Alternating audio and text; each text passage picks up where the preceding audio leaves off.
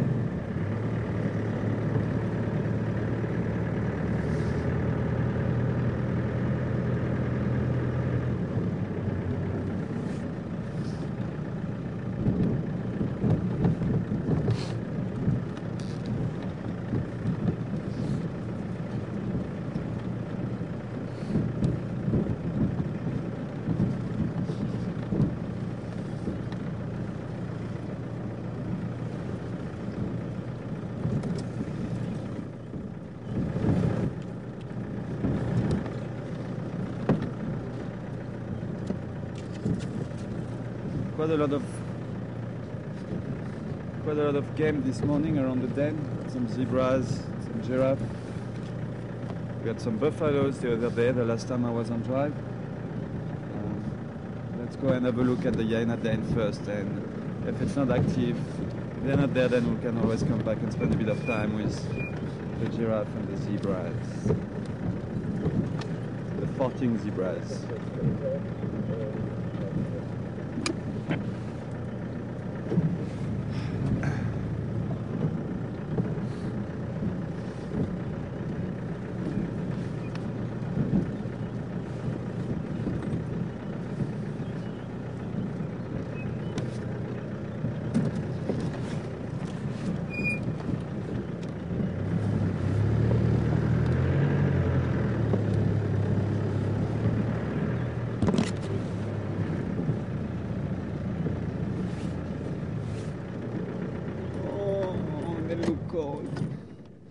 They look so cold.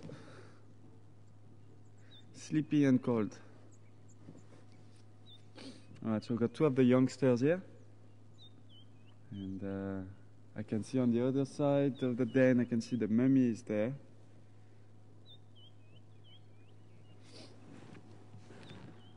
Oh, that's cute, guys.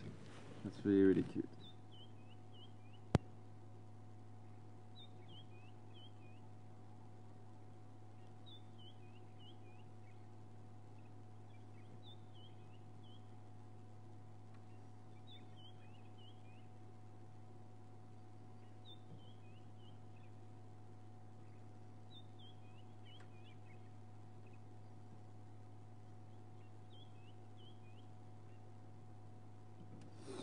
So for the new viewers, sorry, I actually forgot to introduce the team this morning, and been in a hurry for the last half an hour trying to get pictures and stuff, so my brain is a bit fried. But my name is Sebastian, and behind the camera we've got Tara this morning, and back in final control we've got Mark. And if you have any questions during the drive this morning, you can send them to questions@juma.com, and then Mark will forward them to me.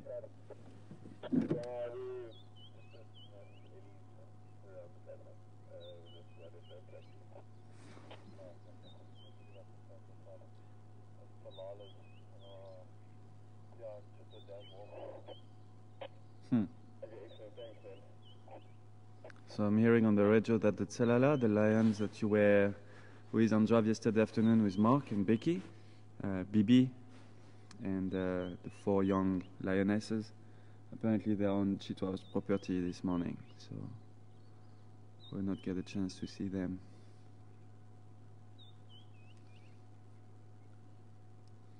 Station, is there any update on Keula and the mapping plans by the gate? Yeah, no, she did come over last night, but I don't know, I went around there, I couldn't find anything. But we've got a rid of elephant and 2 hyena with a Warthog kill and chillipad. Oh, wow. That's interesting. Oh, alright, copy that. How many movers are on the lock? Just me. Alright, I'm at the NPC Kai at the moment. It's slightly active. But alright, I'll radio you a bit later. I'll definitely make my way there a bit later. No worries, man. Okay, sounds like we've got a bit of action going on around Chelapan. There's some elephants and also apparently some hyenas with waterbug kill. So it could be quite interesting to go and check it out. I want to just go around the den on the other side, see if we can see if Teddy is outside the den this morning. And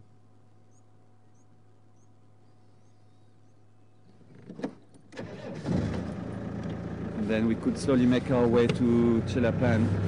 It's quite far from here, and hyenas are usually quite active and they might not stay there for a long period of time. So Big Mama was here just now. I don't know where she's gone now. Anyone home?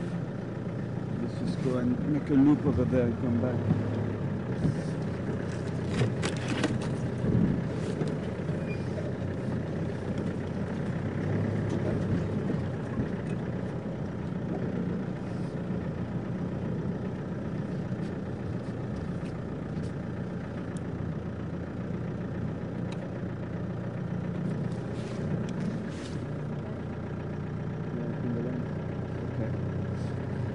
So I guess Tara is just cleaning the lens quickly.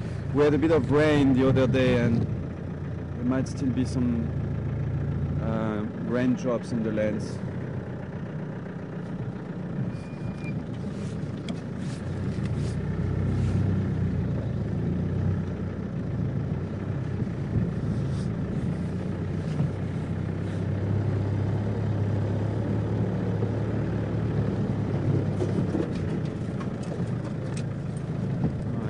That female is gone. Doesn't look like anybody is here. Well, Teddy is probably in there, sleeping.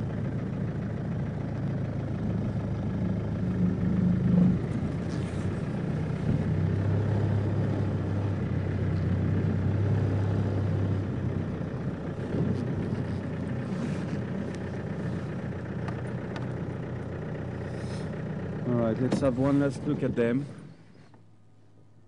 They're not very active anyway, they're slowly quite sleepy and probably had a busy night. The hyenas are active at night, nocturnal animals, so usually during the day they tend to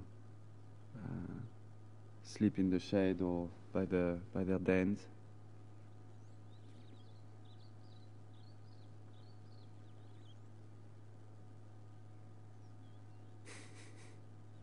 That's actually a classic picture, eh?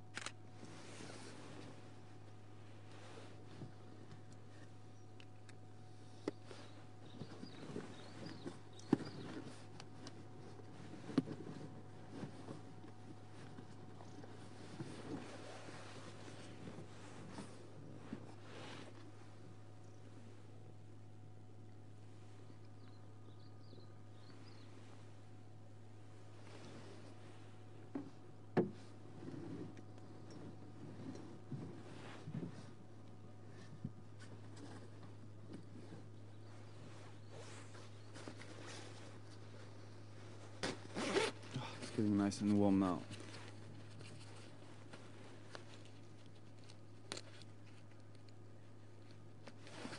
Curtis.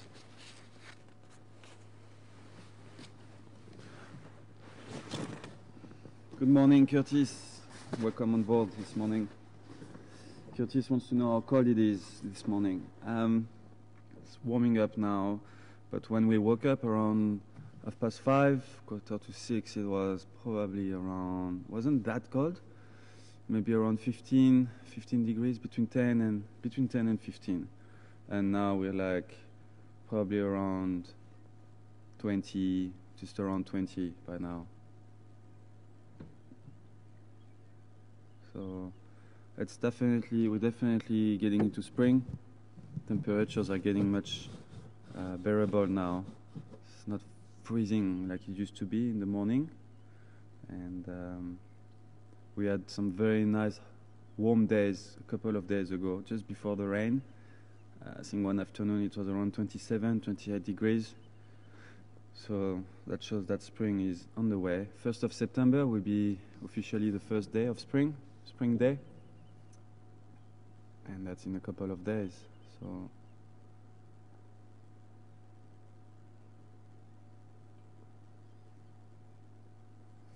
alright guys, they're not doing much.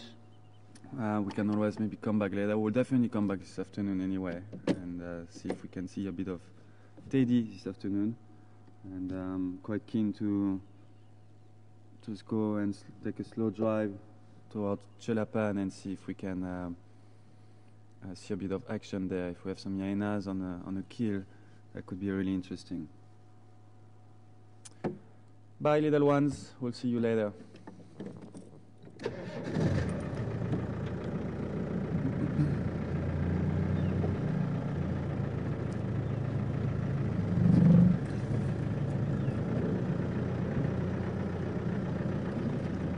Now you can all see the scarf that I got yesterday. Handmade, and very good job. It's nice and warm.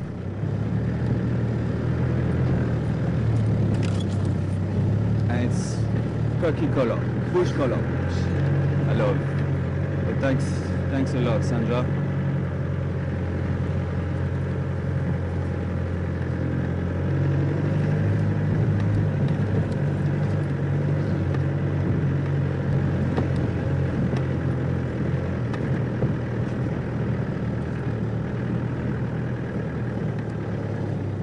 Quite a nice herd of zebras here actually. Quite a lot of them. Some giraffe. Just going to go a little bit forward. Let's spend a bit of time with them here.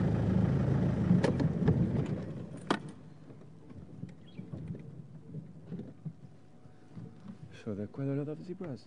1, 2, 3, 4, 5, 6, 7, 8. 9, 10, 11, 12, 13, 14, 15, 16, 17, 18, 19, 20, 21, 22, 23.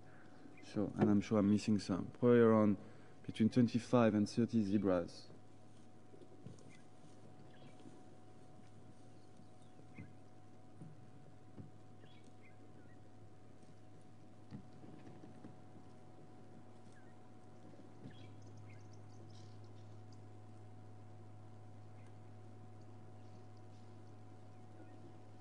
So you will often see giraffe and zebras like this.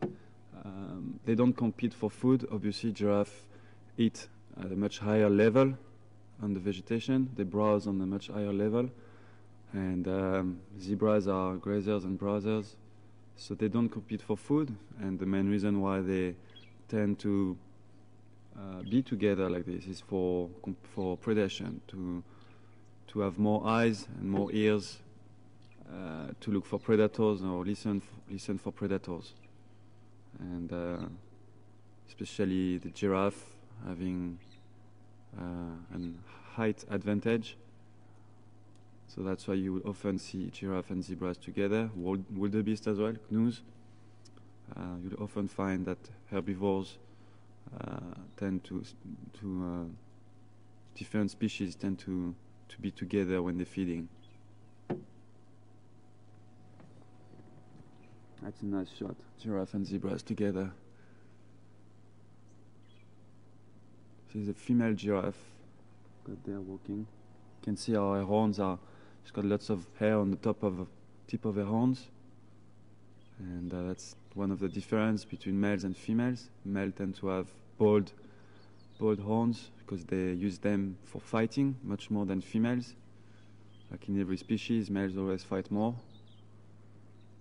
Let's go a little bit more forward, guys.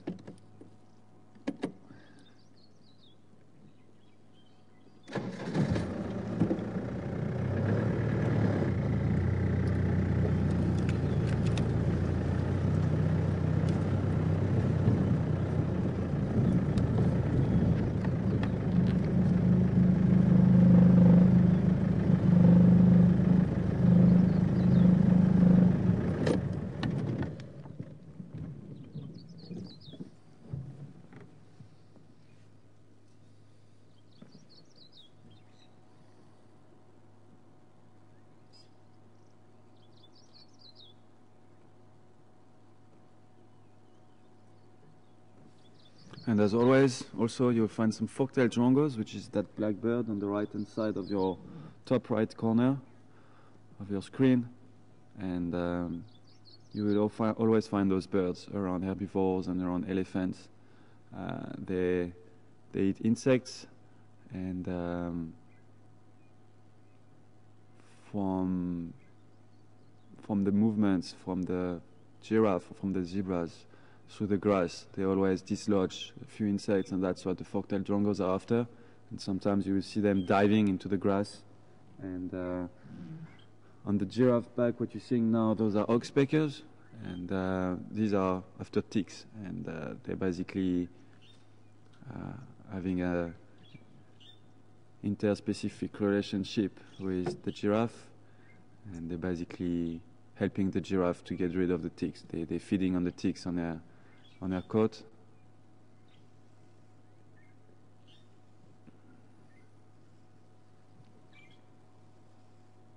And you can see they've got a particular way to do it. You see what they use their beak to just scan through the hair, and that's what sometimes it leaves some kind of marks on the giraffe body, and those marks are made from the oxpecker beaks scanning through the hair of the giraffe or any other animal, but especially on the giraffe.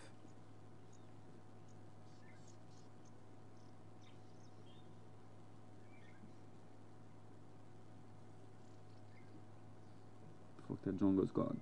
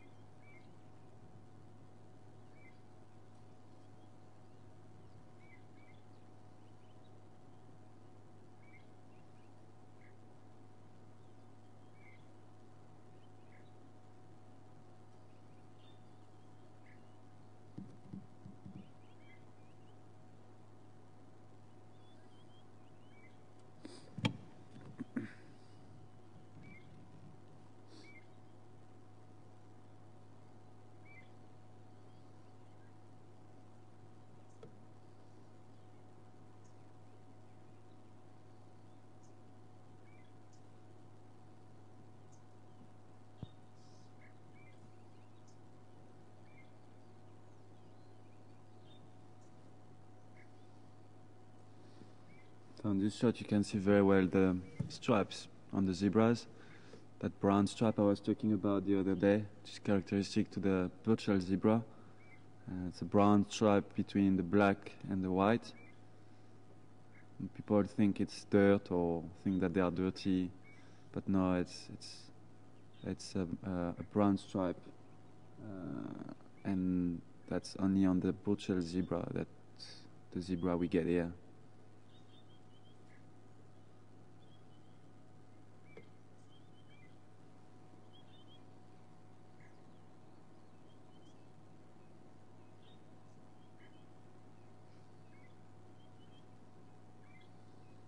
Alright guys, let's carry on.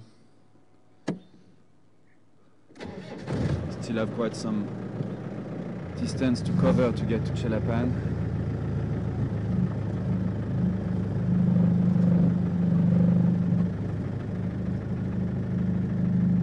Sorry madam.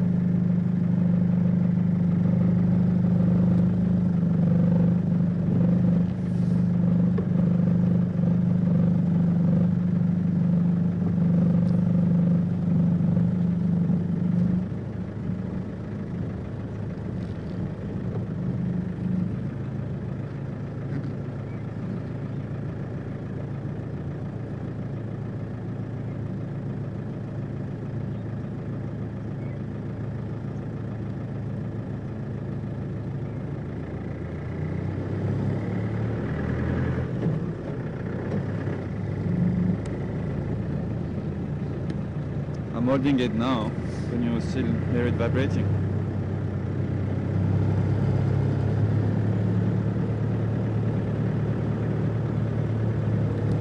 Yeah.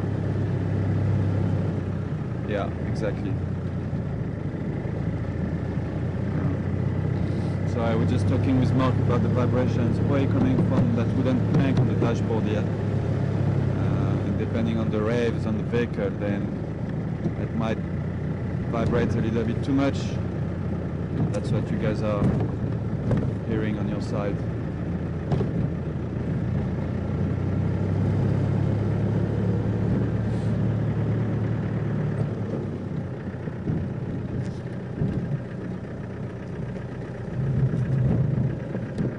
Thank you, Mark.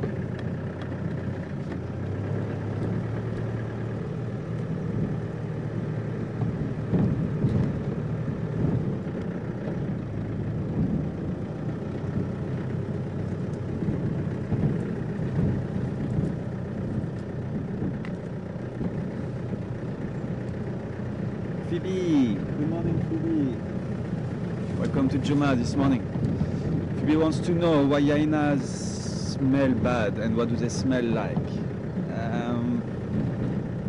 Well, they smell bad because they scavenge a lot, Phoebe, and they just smell like rotten meat actually. Difficult to describe the smell, but it's, if you've ever been on a kill and an old kill, after a few days, when a carcass is a few days old, it's got that rotten smell, and that's what hyenas smell like. And why they smell like this is because they scavenge a lot. They feed on a lot of old carcass, even if it's very rotten. They go and feed on it, and opposite to cats, opposite to leopards and lions who will clean themselves, and like your cat at home does. When he's a little bit dirty, he will clean himself, while lions and leopards do as well. And that helps them to get rid of that smell, and that's why lions and leopards don't smell bad at all. Their dung smells very bad, because there is meat and hair and bones in the dung, but they don't smell bad themselves, where hyenas don't clean themselves. And it's almost like the worse they smell, the happier they are. So when I had that youngster the other day by my shoe, sure, I can tell you, I felt like I was just by a 3 days old carcass. It's terrible.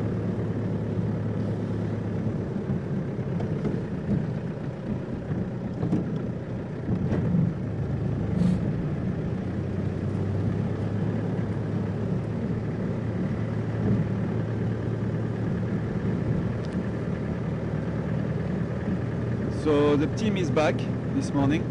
Becky left last night, and she was a bit sad. She really enjoyed what she's been doing here. She will maybe come back. She's keen on trying to come back a few days there and there to maybe put some pressure off Mark, myself and Tara, and let's see if it can happen. If she's got some stuff to do, and if she gets some free time, she's really keen to come back here for 2 or 3 days, just to give a bit of time off for all of us here. But yeah, Tara came back last night.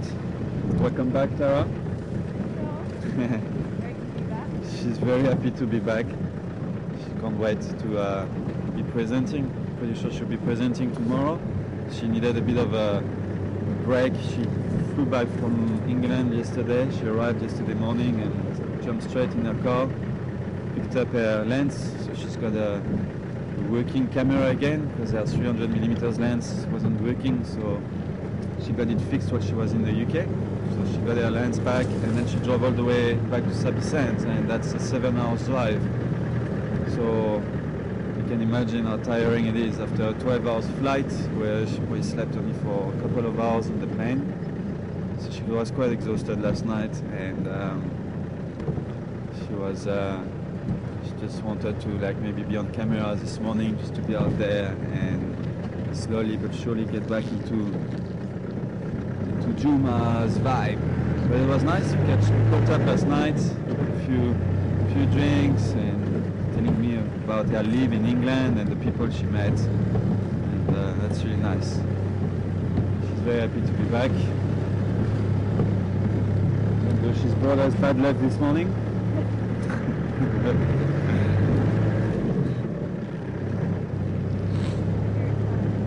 Yeah, she said she's just giving me a challenge.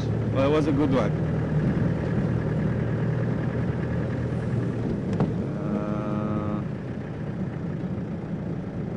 This way, Ta? Yeah.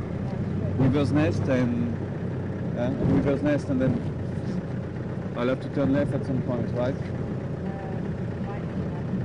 Right here, yeah? River's Nest and then left. Okay. Still busy learning the roads. Yeah, Rebecca's road. Yeah, that's because Mark told me on the road. But I know that's River's Nest. I know that's Philemon's cut line. That one over there. Then Philemon's Deep. Then we're on. I know Bubu Road. I know right now. I know Rebecca. I know Zoe's Road, obviously. I know Leadwood Road. But I just need to get going with all the Mamba Road and all of these ones around Buffalo Souk. Yeah. Yeah, you were also struggling. Yeah. So I was Yeah, exactly. Yeah, I've got some herd of buffalo here, guys. So I positioned the vehicle nicely. Probably the same herd we saw a couple of days ago. It's been around.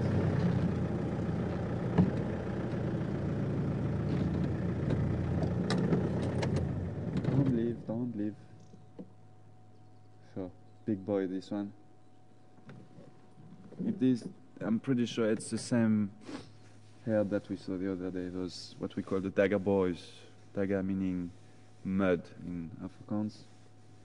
Because when they get to that age, when they're old, they usually spend a lot of time in the mud.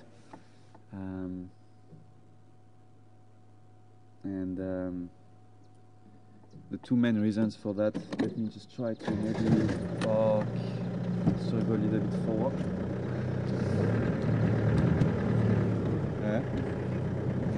Zulu? Is it in Zulu?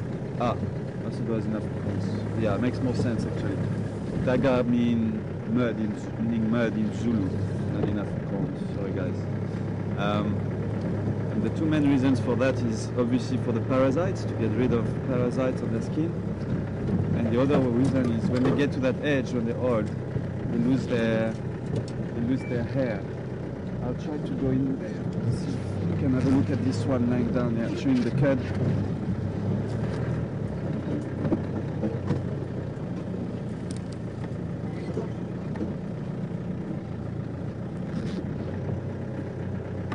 Stay there.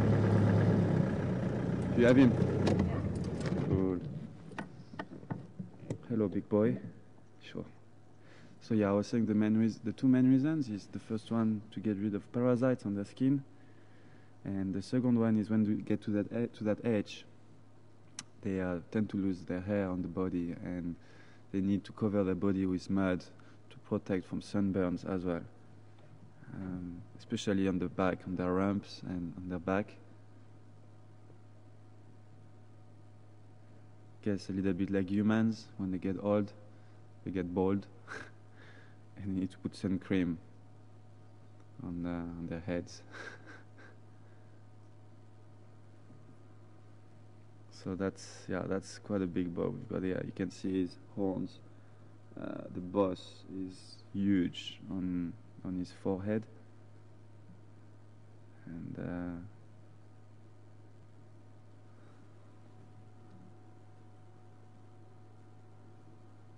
you can see how damaged the horns are after years of rubbing it and fighting there and there, and rubbing it against trees. Just chewing the cud at the moment.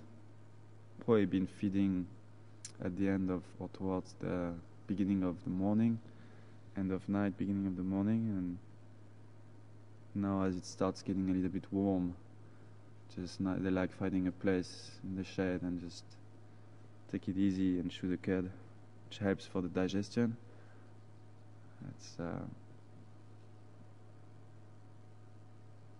It's a ruminant process, hindgut fermented,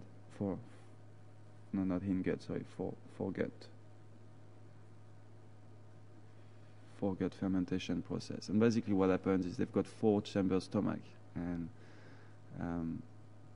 the main one, the bigger one, which is called the rumen.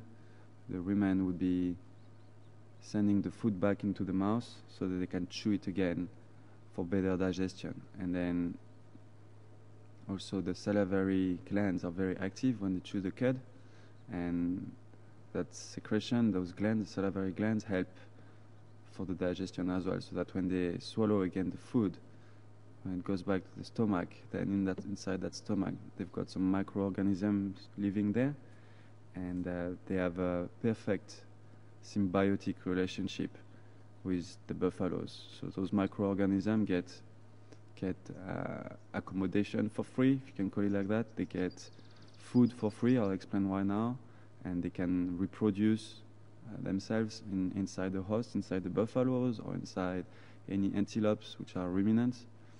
And on each side, the ruminant is getting from the microorganism help to digest the cellulose, which is what you get into the vegetation, or the grass, or twigs, wooden materials.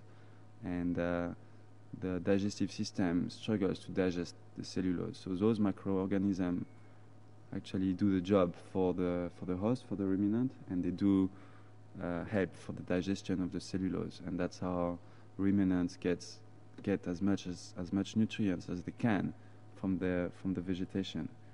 And it is quite an advantage out there to be a ruminant, because they do get more nutrients than other animals who are not, like the zebras. And that's why you'll find that the zebras spend more time feeding than other antelopes. Ruminants will feed less and then spend some time chewing the cud, which is also an advantage, because while they're busy chewing the cud, they have less chances to get a predator stalking them, or actually they can see any predator coming at them. They've got more chances, more survival chances, because they can look around them while they're busy chewing the cud. Where when they're busy feeding, they have more chances to get attacked by a predator. So there are lots of advantages in being a ruminant, and you will find it in the dung as well. The dung of a ruminant dung is much more the dung is much more, how you call it, fine. It's very fine grass that you will find in the dung, where if you look at the zebra dung, it's less fine.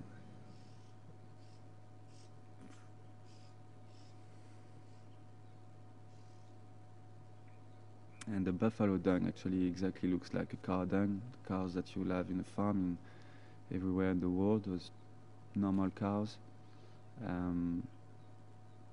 They belong to the Bovidae family, so they're very close to the cows, and their dung is really similar. They're just bigger and more impressive and more dangerous. Very dangerous animals. By car like this, it's fine. They're used to cars and there is no danger, there is no risk. They will not charge at the car. But on foot, you must be very careful when you approach buffalo, especially those old boys. When you approach them on foot, you must be very careful. All right. I still want to get to Chelapan. Seeing if we could see the one just in front of you. In front of me? Okay. You want me to duck? Which one? No, I was trying to see if we could see them. So the tree. Yeah, we don't really have a great view here. It's quite dense bush. I don't want to drive in there because then I'm gonna give these guys a fright. I don't want to make them move. Chewing the cud. Enjoy and bon appétit.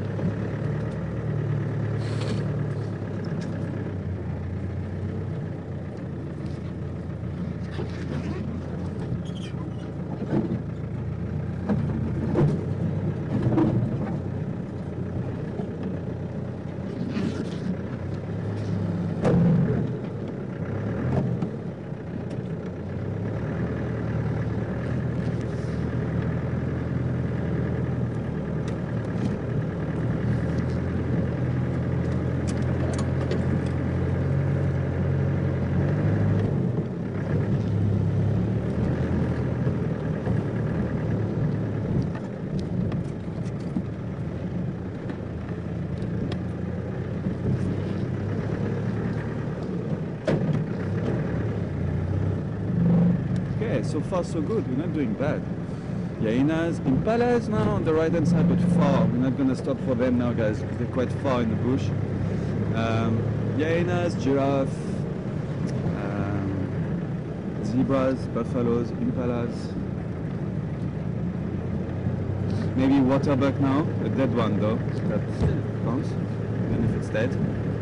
Maybe some more hyenas, maybe some elephants. Not doing bad at all. It's a lovely morning as well. It's going to be a nice day.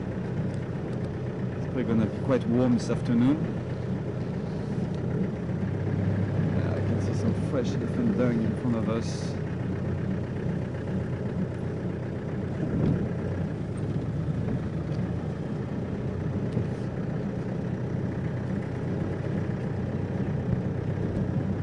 Doug, good morning to you. Welcome on Ganda. Doug wants to know if Dagaboy do join the herds at some point, sometimes. Yes, some of them might. You see, some of them are really, really old, and they usually pushed out, or not pushed out, they actually decide to live on the side of the herd. But if they still actively, if they can still mate, if they can still reproduce, then they might join the herd and try to mate with some females, but usually those, what we call those dagger boys, usually this is really a term for, I can see hyenas on the kill right in front of us. I should call it in. Stationed by the NPC Chelapan. There's no one there, I think.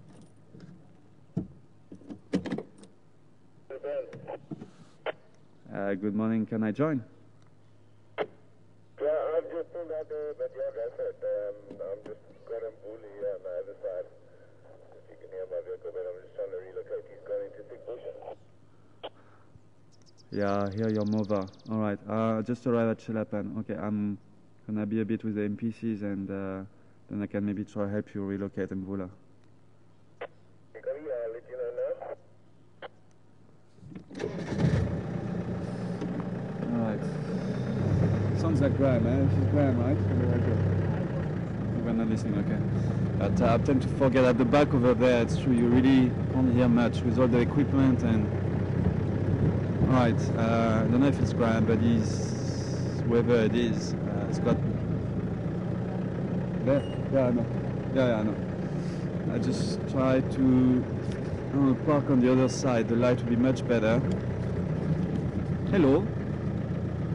So they've been chowing that kill quite a lot already. I'm just gonna drive around, guys, so I can park on the other side. The light will be much better for Tara to give you some nice shots. And I think Graham, if it is Graham, was talking about Mvula. He's found Mvula and he's trying to relocate them on the other side in the drainage line. I see some more hyenas over there. Let's have a quick look at this one. It's not a water bug, maybe I misunderstood on the radio. It's Warthog. It's a Warthog kill. How are you doing, Data? Good? Okay. It's quite a big Warthog actually. You can see the tusks are quite big. And I think these are hyenas from the den, from the Ruiz Road. In front of me, I will show you later on. In front of me, I've got one of the youngsters.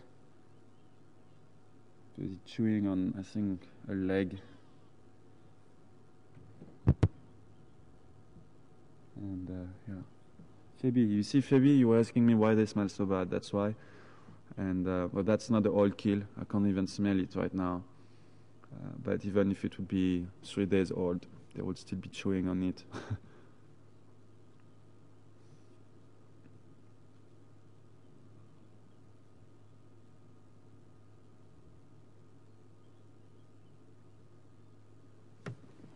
So apparently Mvula was around, which I'm not surprised. He's attracted by the smell of the kill. Still quite a lot of meat of that Warthog actually. I just saw her pulling a big chunk of meat off the leg. Still a lot of meat in the leg.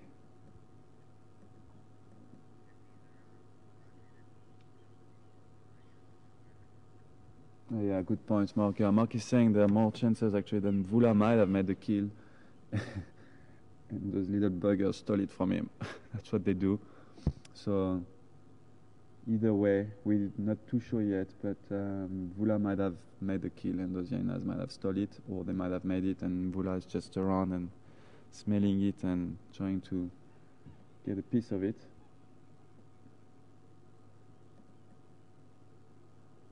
Quite a big Warthog. You can see how she dragging it now.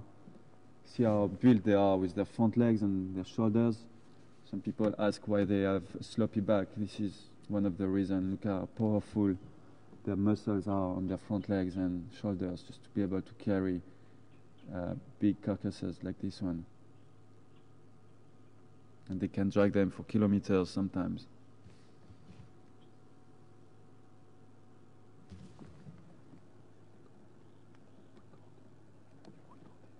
Are you recording? Okay, cool.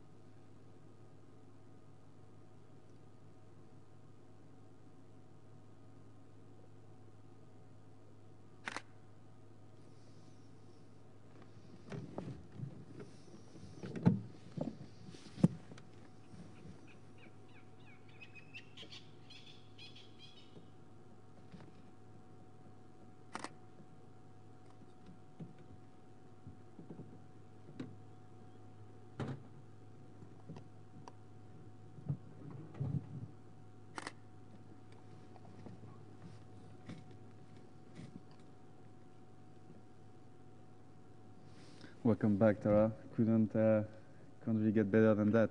We haven't had hyenas on a kill for a very long time. Actually, I can't even remember when is the last time I had some hyenas on a kill like this.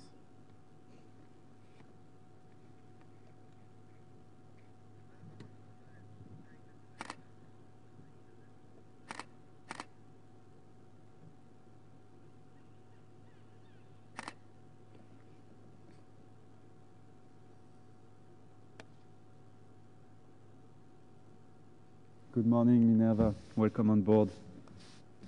Hope you're enjoying the sighting. Minerva wants to know if she's pregnant or if she's just full. I don't think she's pregnant. She's been probably feeding quite a lot already on that carcass, so I would presume that she's full.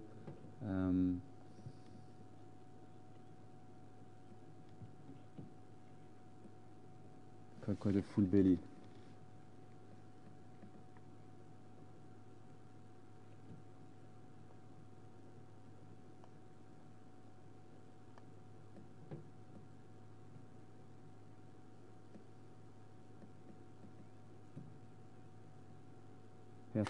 Her teats look quite swollen, so she might be lactating. She might have a puppy.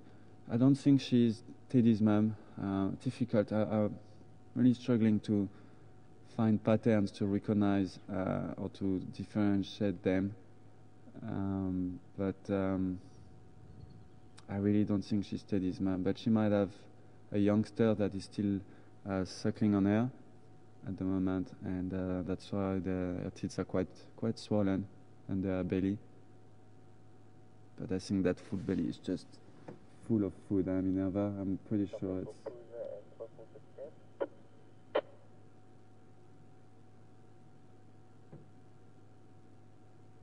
If you're trying to relocate on this burger, I'll give you a shot to come right.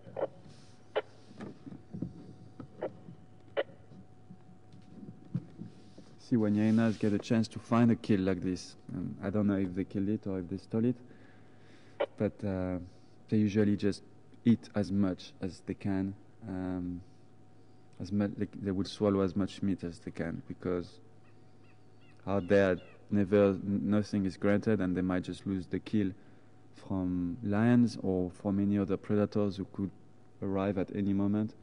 So it's basically like feed and eat as much as you can while you can.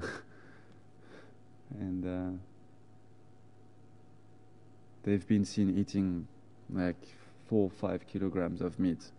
And depending on areas in Africa, depending on the density of hyenas, some will eat like 3 kilograms or 4 kilograms of meat in like 15 minutes or half an hour, and some will take longer. It depends on the competition, it depends on a lot of things. And the studies or the research that have been made on hyenas, that's why you kind of read different things in books, because depending on if it has been researched in Tanzania or Kalahari Desert in Namibia or here in South Africa, because the density population is different, the lion density around them would be different. All of those factors, you have to put them into consideration, and what you see here might not be what you would see in Tanzania, for example. Oh, just got a fright, this one. What's happening? Battler, the battler. I've got 2 battlers in that tree over there, but they're in very contre-jour light.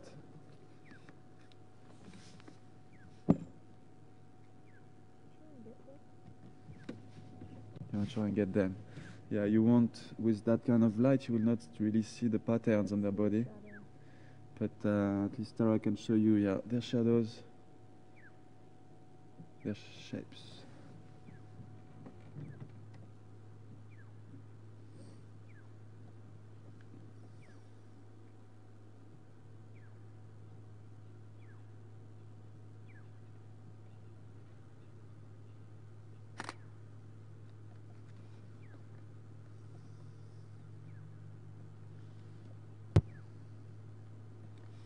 There we go, 2 battler. Battler tend to be one of the first ones to arrive around carcasses and kills. And then I'm sure a bit later on today you'll find some vultures starting to fly around and starting to descend on all those trees around Chelapan here. If we come back this afternoon, if they don't drag the kill too far away from here, I'm pretty sure this afternoon we'll have some vultures perched in that tree.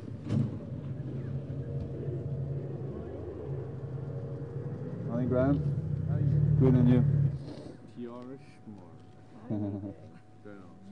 Morning, Lucas. How are you doing? Come on. When did you sneak in? Last night. Yeah. What time? You went home for dinner? I think. Yeah. Was it about 5:30? Yeah, you arrived when I was still directing the drive around, 5:05, 6.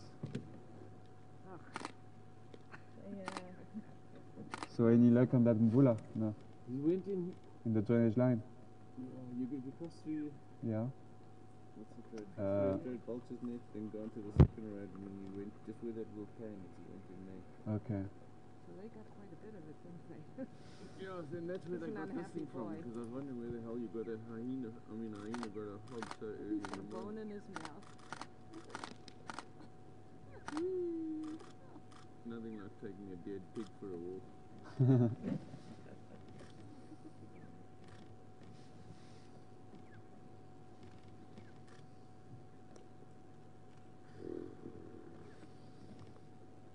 So was that one of Mvula's kills or did they kill it? Yeah, no, he killed it. He killed it and they stole it. He would get a warthog so early in the morning. Oh, he must have killed it yesterday. Shame. There's a big herd of elephants that going up the road now. I'm going to go see if they go to the dam. Where are those ladies, you say? Over here. Oh, okay. Because they were all freaking out because of the hyenas, and then we thought it was the hyenas, and then we heard that boy just got away. Oh, really? Yeah, okay. She's dragging that kill quite far now. Maybe we'll just spend a bit of time with her and try to follow her. There's one more hyena on that side. She might, but I think she probably just wants to. So I don't know if you could hear, but from Graham, he's saying it's Mvula's kill. He made that kill during the night, and they stole it earlier on this morning. Did you bring me a bottle of tequila? I have to go. I brought him one. Oh, did you? Oh, good. Finish that one first, and then get a new one.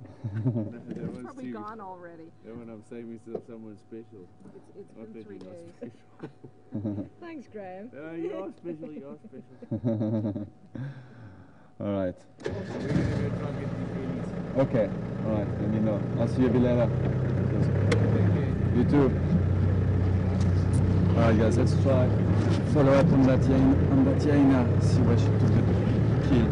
Actually, very interesting markings here, guys. I'm gonna try to park so that Tara can show you. Very interesting tracks. Sorry, Tara.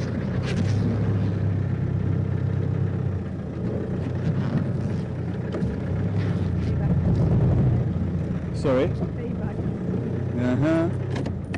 Can you get that? Where are we looking? Oh, there. The dragging marks on the ground, very and this is made from, I don't know if you saw earlier on, but when she was dragging it, the tusks, the warthog tusks were just getting dragged on the ground, and that's the marks from the tusks. And if we wouldn't know what happened here, we would be driving now and we would see that. We would definitely know that it is dragging marks from hyenas.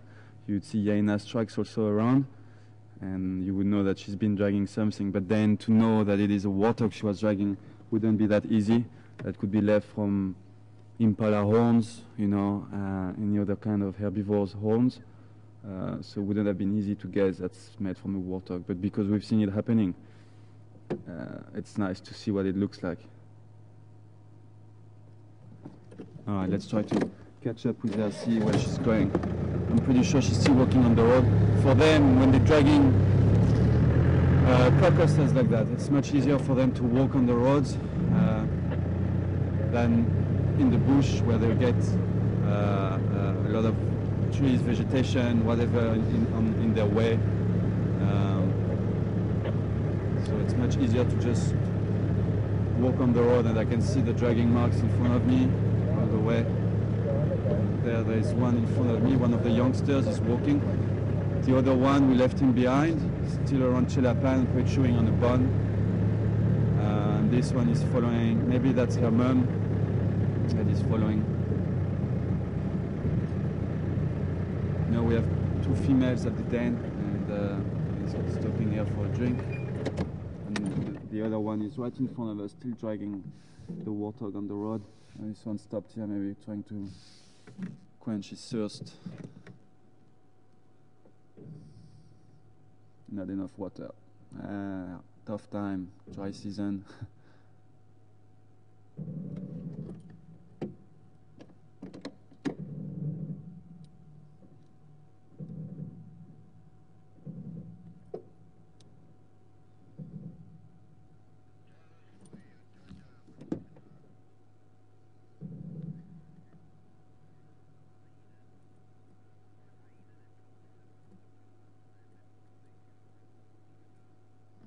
Jojo, good morning, Jojo. I'm glad you're enjoying the Hyena sighting. She says, welcome back to you as well, Tao. Thanks, Joe. Okay, let's try to follow them. Quite curious to see where she's going to take that kill now. And Jojo wants to know if that female who's dragging the kill, the Carcass, she wants to know if it's the matriarch. Difficult to say, Jojo. I can't answer that. I need to see her around more hyenas. From what I've seen now, she's there with some youngsters, which might be her youngsters, and maybe few more youngsters from another female. There was no other adults around, so it's difficult. I couldn't see any relationships or interactions, I mean, with other hyenas, so it's difficult to know if she is a matriarch. Really not easy at that time. Or I need to see more interactions.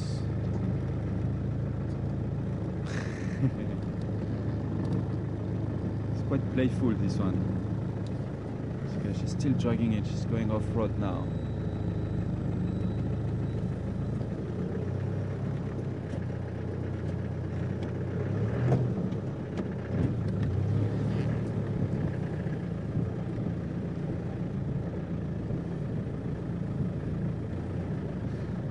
Try to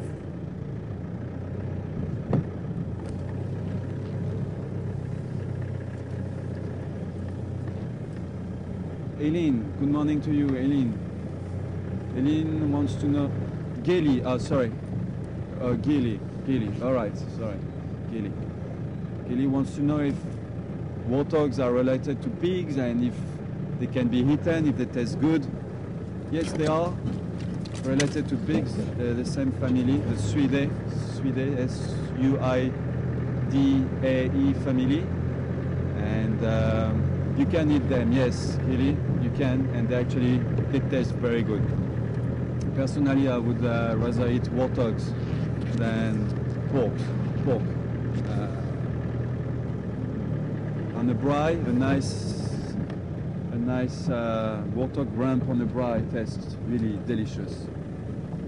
Okay, it's gonna get difficult to follow her too soon. Give it a bit of a try. I'm not gonna go too far off road. She might kill me there then. Oh, what's in front of us? Rhinos? Or buffaloes, maybe. Probably buffaloes, because we were with some buffaloes. Yeah, buffaloes, okay. Buffalo just got a fright. I'm running away now. And she's still dragging that carcass.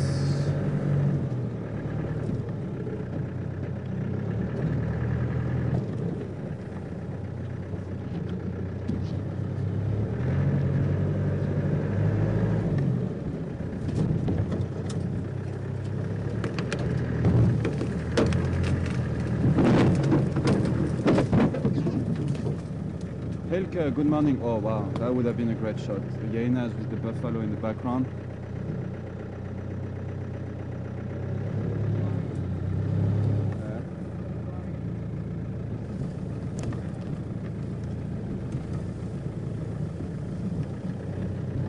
Hilke, good morning to you, Hilke. Wanting to know if, or for how long, for how far can they drag the carcass?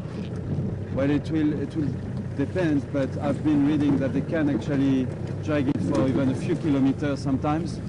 Looks like she's going into a drainage line now, so it's, she just disturbed that buffalo right here. Wow, that's amazing, guys. There's so much going on. Those buffaloes are like really not happy. Not that they're in danger. They know that she's not on her hand. And anyway, she wouldn't go after a big buffalo like that by herself. There is no way she can kill a buffalo that size. But they are a little bit worried and concerned. Unfortunately, I won't be able to go down there. I just want to see if I can see her from here.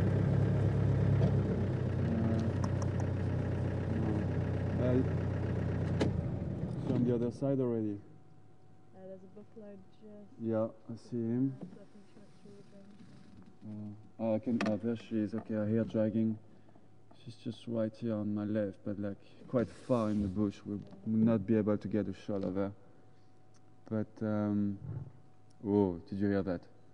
That was from a buffalo, like at the Hyena. Like, go away. He's actually chasing her down the drainage line.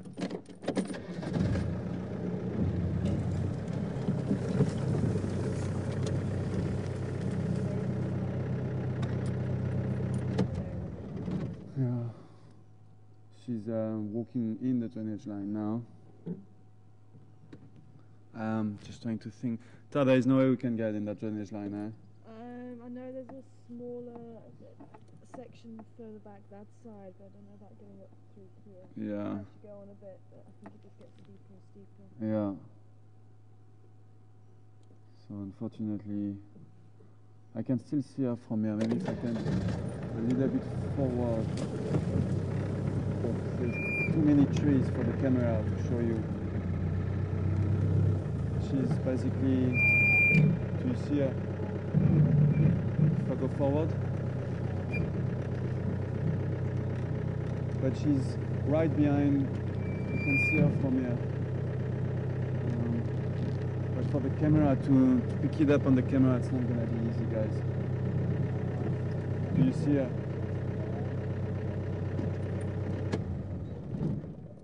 Tara's gonna try to zoom in and show you where she is, but it won't be a great view, unfortunately. But sorry, I didn't really finish answering that question about how, for how long, for how far can they drag the carcass. I've been reading sometimes a few kilometers. I've been reading that it's been seen a hyena dragging a big giraffe leg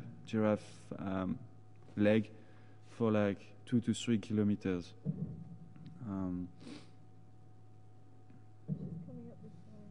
She's coming up this way, Tara was saying, okay.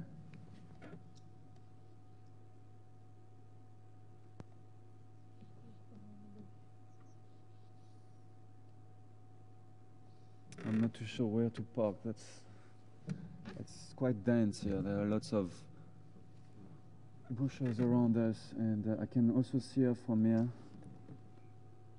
I don't know if you guys, she's behind all that green bush.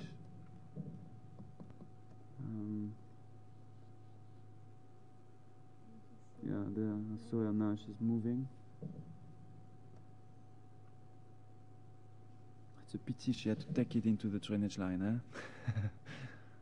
Why didn't you just stay on the road? And bring it all the way to quarantine. If I reverse a bit? Okay.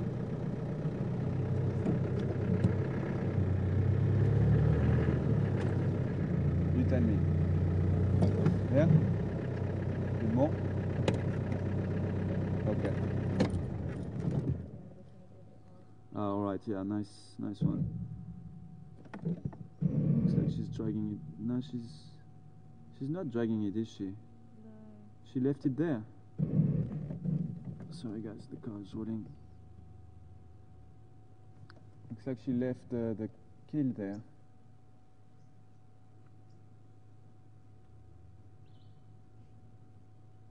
She's coming back.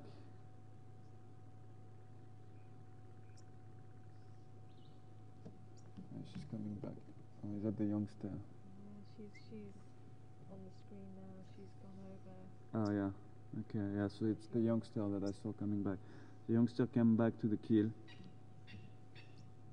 She left it and she's gone on the other side of the drainage line now. She will probably come back, most definitely come back later, maybe with some youngsters. When they're that edge, they go back to the den to get the youngsters, and then they bring them to the kill so that they can feed. So maybe that's what she's doing now, going to the den to get the other youngsters. All right. We're getting surrounded here. We're getting surrounded by buffaloes. Okay, great. Yeah, I've got a few buffaloes behind us.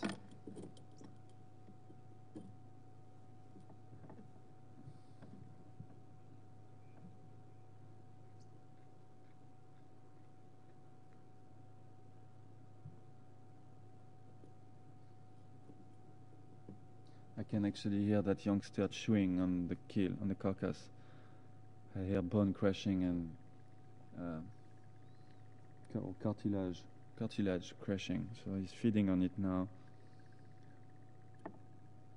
If only we could have a better view, it could be worth staying a bit longer and see if that female would bring the youngsters. I'm just trying to think. There's no way. There's no way I can go down there. I got stuck a few days ago, so I don't really want to get stuck again today. Not on every drive, please.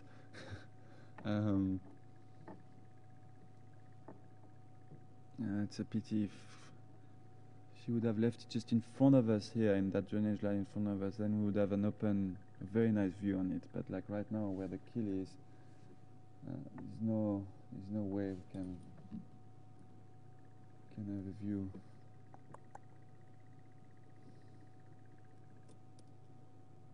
Is there Give it a go. Is there a road on the other side? You have to go all the way back to Philemon's Dip for it. Mm. So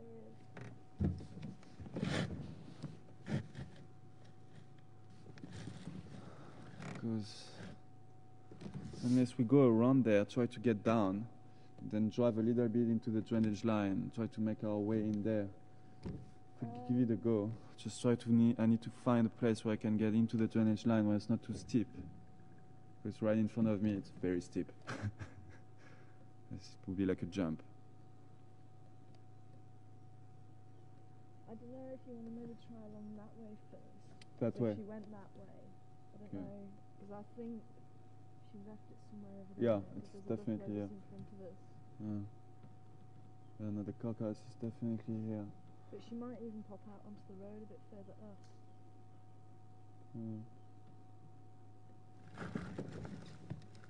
All right. So you reckon we should try this way? Yeah, maybe just see if we can get in around the back of this tree here. But there should be a road there, right? Isn't there a road there? The road, yeah. Philemon's, I mean Weaver's Nest, no? Yeah, Where's Weaver's Nest? just behind where the buffalo runs up there. Okay. All right. But you might just find a gap just beyond. To get down to the drainage line. To get down, yeah. Okay, let's give it a go. Adventure, guys. Love it. Sorry, but I want to reverse into you, but I can move.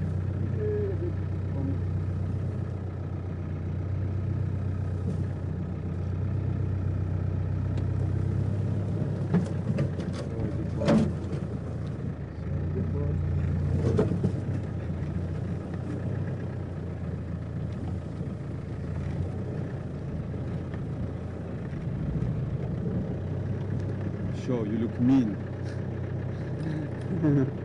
You look very mean, this one. Are your eyes actually open? Ah, now they are. Sorry.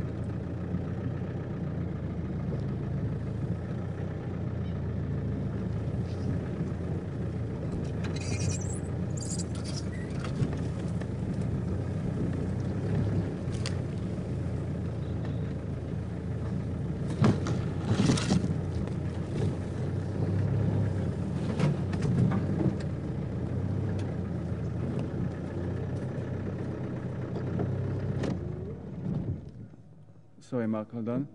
Oh, here they are. They're calling. Yeah, there's the little one. Yeah, I see the little one there. And the female is calling now. This is the call.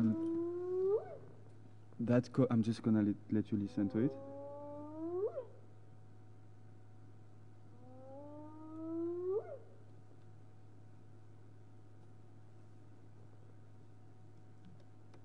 This is hyenas have around 11 different type of calls, and this one, which is the most common one, is basically a, how would you call it, like a call to contact the other ones, to get in touch with each other. She's basically letting the other ones know that she's here, and it's like a communication. It's like a call to just to contact the other ones. There she is. Yeah, she's coming back to the carcass now. The little one is still there. Yeah, coming back down. Oh, there's also a giraffe over there. Male giraffe on the other side of the drainage line. It's happening everywhere, guys. This is crazy. It's awesome, though. We've got buffalo. We've got hyenas on the kill with youngsters. We've got a giraffe on the other side of the drainage line. I really won't get down to that drainage line, but that buffalo is now chasing the hyena. Are we able to pull forward a little bit? Yeah.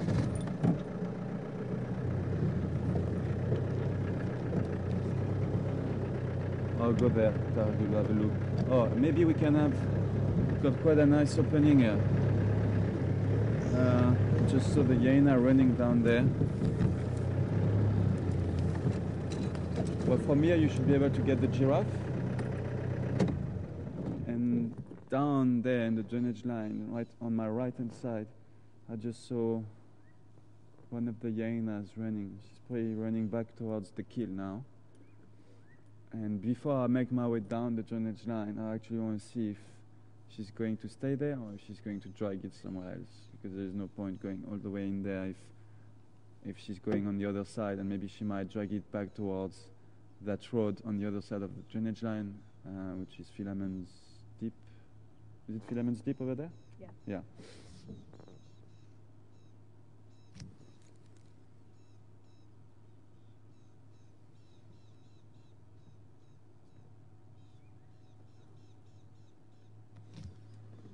So you've Just a little bit forward?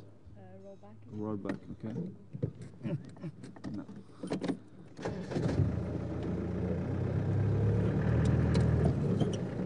There? So we've got that giraffe bull. You see, even from far distance, I can tell you this is a bull. It's got like his horns are bald, no hair at the tip of his horns, and he's got those, what we call ossicles on his forehead, which is like basically bones, bony protuberations, bony, you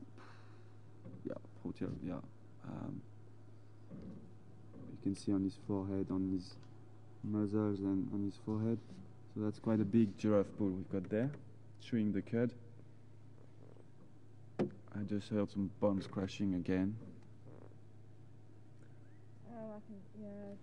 Can you see? Just right through that. I'm not going to be able to get with the camera, but just sort of by the top from where the giraffe is. Oh, and here's the other one. Oh yeah, there we go. Okay, a youngster, one of the youngsters coming back. So I should be able to get that on the camera now. And yeah, and now he's gonna turn. Here we go. He's gonna go in there, and then unfortunately, after that big bush here, we're gonna lose him because we don't have a view. And the carcass is basically just right behind that bush. So we need to find a way, but there are lots of dead branches as well in that drainage line. Let's try to find a way down there and see if we can get closer to the carcass. It's very dense here.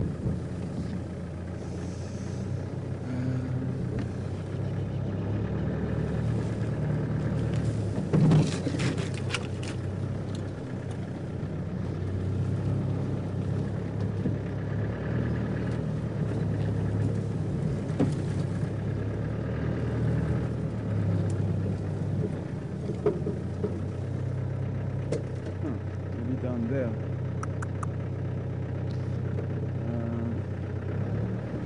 Yeah, or down this way. Yeah. How am I gonna turn in there?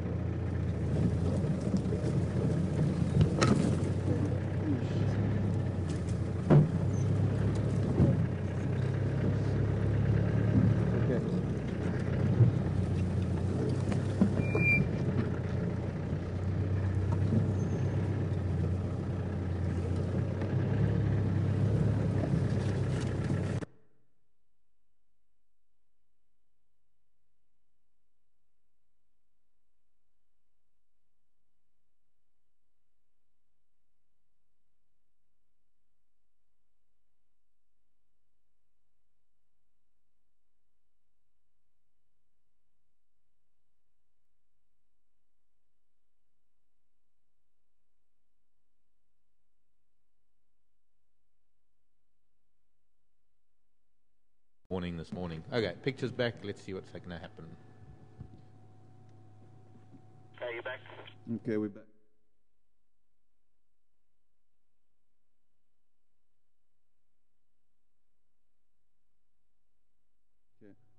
Okay. Welcome back, guys.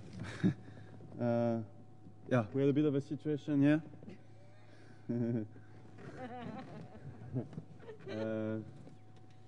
Basically, what happened is, you might want to point the camera at me. Sorry, it just came rid of all the thoughts. Yeah, there are quite a lot of thorns in the car. Basically, what happened is, at the back we've got two ropes holding the aerial, going like that, and they are tied up on the side of the camera of the car. And when I reversed, one of these ropes get caught up in those thorns here on our left, and basically dragged or pulled the aerial down on Tara's head. And that's why you lost picture. And but everything's fine. We put everything back together, and we have a few plans here with Sarah on how to get down to that drainage line. So I'm gonna reverse now and try to get down through here. It looks pretty flat. We're gonna give it a go, see if it works. Otherwise, we have a few other possibilities. The hyenas are still in there. We can hear them crunching bones and stuff. And I'm pretty sure more hyenas are going to arrive. The log, eh?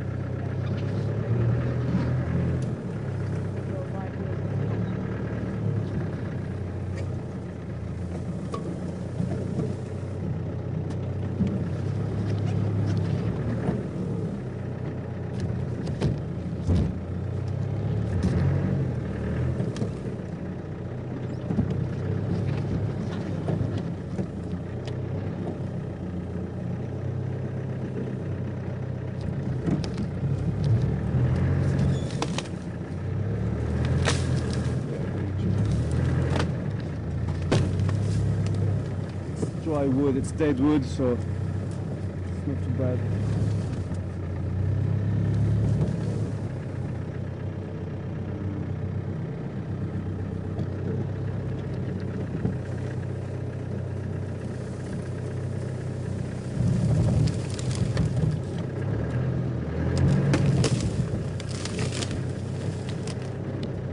That's gonna be quite hectic to go through here, eh? Yeah, that's what I want to do, but it's got lots of thorns. It's gonna be hectic.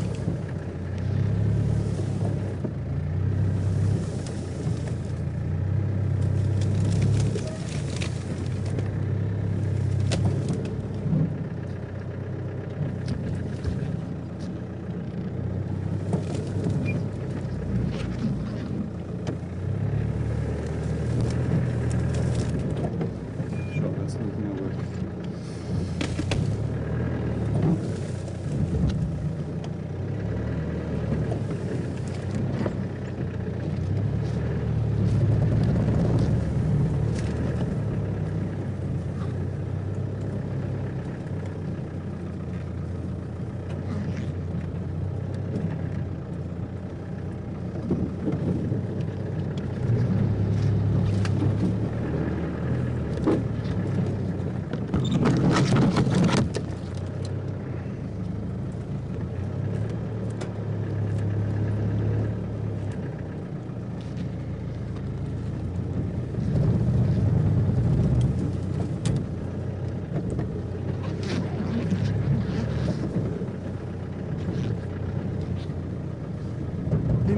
got some stones all over my pants. My pants. Sorry about the tire, guys, but I need to turn the wheels all the way up to the right or to the left.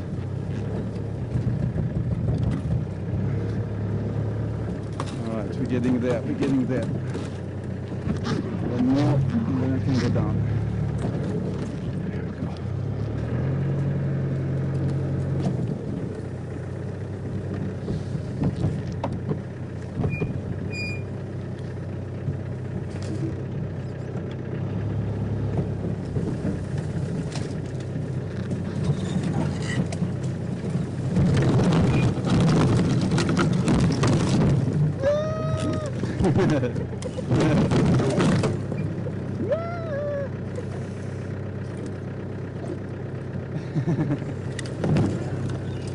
Africa at its best. Africa at its best. Mark?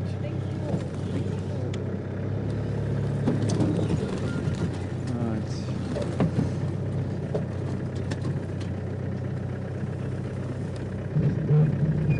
The kill should be...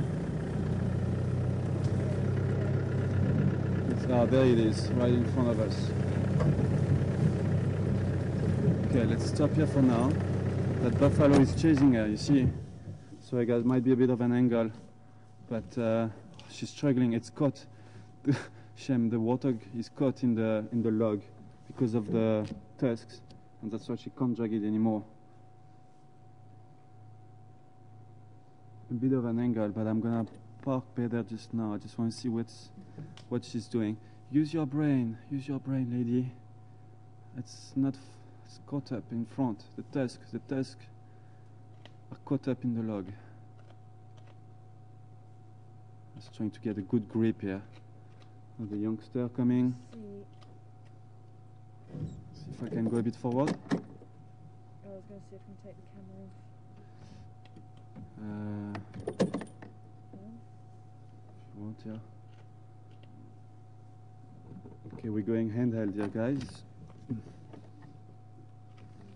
That's better, huh?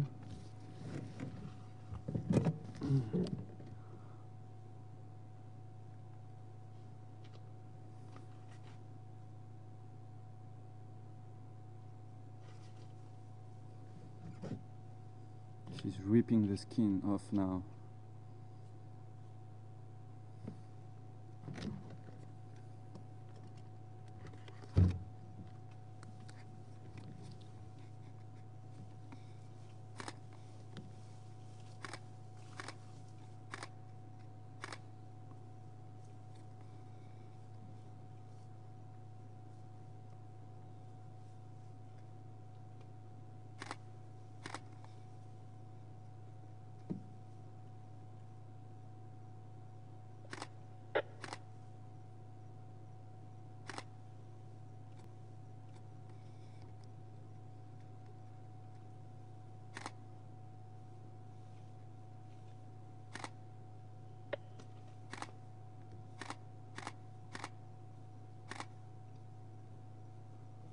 Oh, that's awesome, guys. I'm glad we made it down here. You can have a nice view. There's still a lot of meat on that carcass.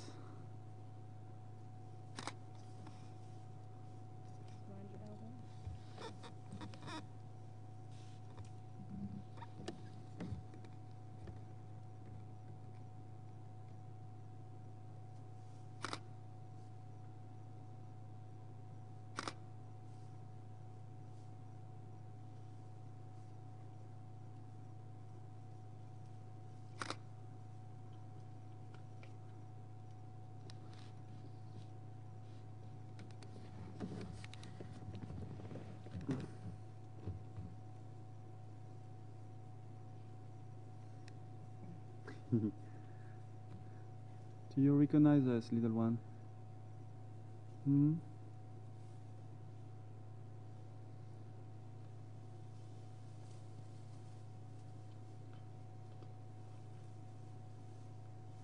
That's still caught up. Shame. She's really struggling now. Sam, Yes? are you able maybe just to turn around and just pull cord 'cause it's just stuck into the handle. Sorry? It's just stuck into the handle. Which one you need? The black one, I just need to Black one, okay. have a little bit more so I can just pull it around a bit.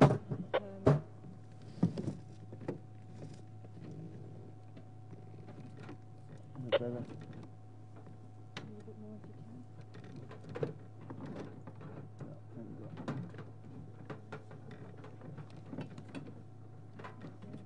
Is that better? Yeah.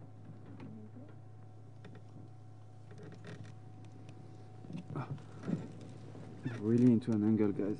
I wish you could see how am I sitting. I have to hold on to the steering wheel to not slip off the car and fall on the ground.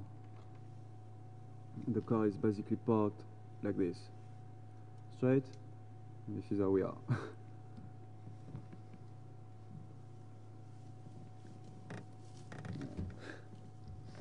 That's it.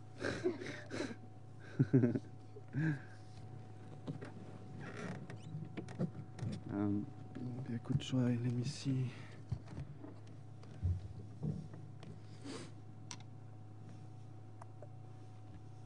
The buffalo is coming towards her now.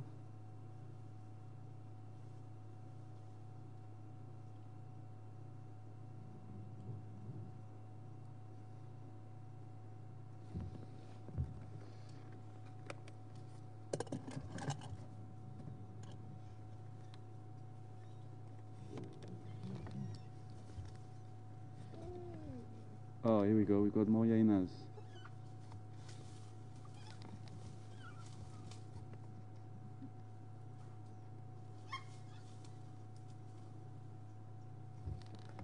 Got a new youngster just arrived.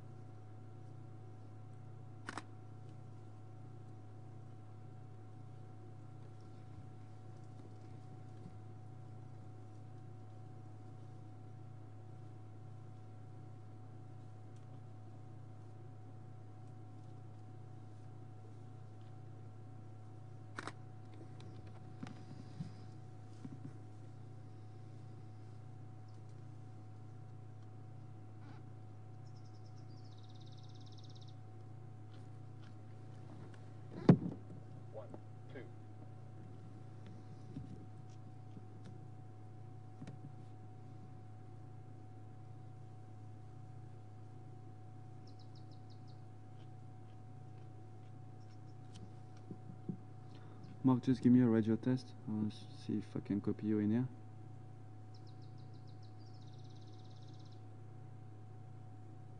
Mark, do you read me?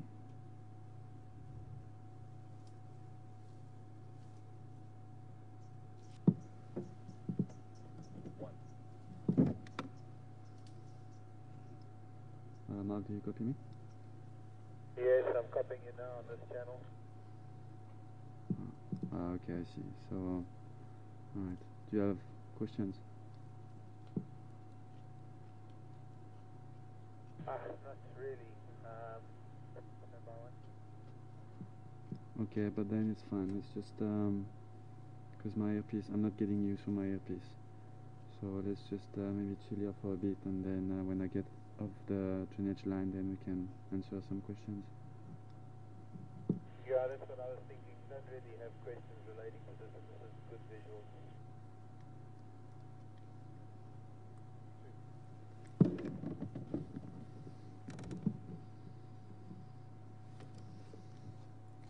Sure. It's getting very hot.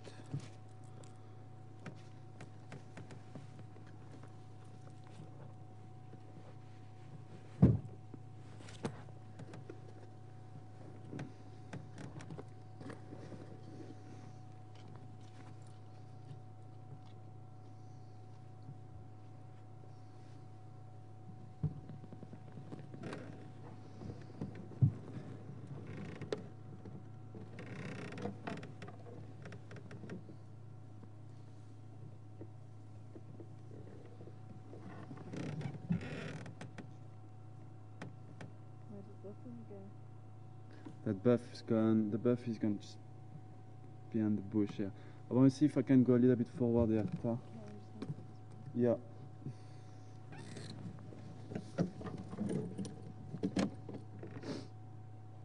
Yes, I'm just gonna try to lean a little bit forward, put the car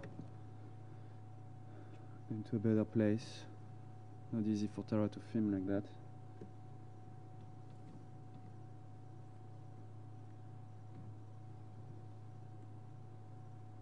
Are you good?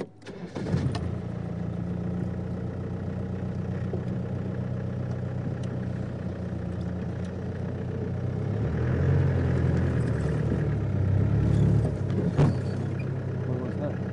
Oh, it's just the box closing.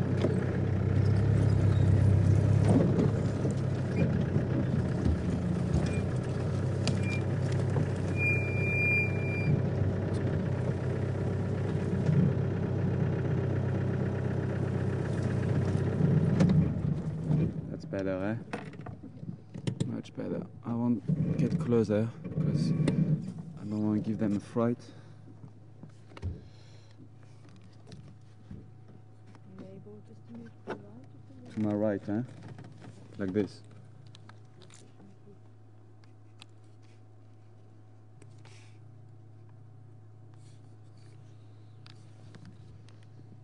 Oops, sorry. Another buffalo on the drainage line, on the other side of the drainage line.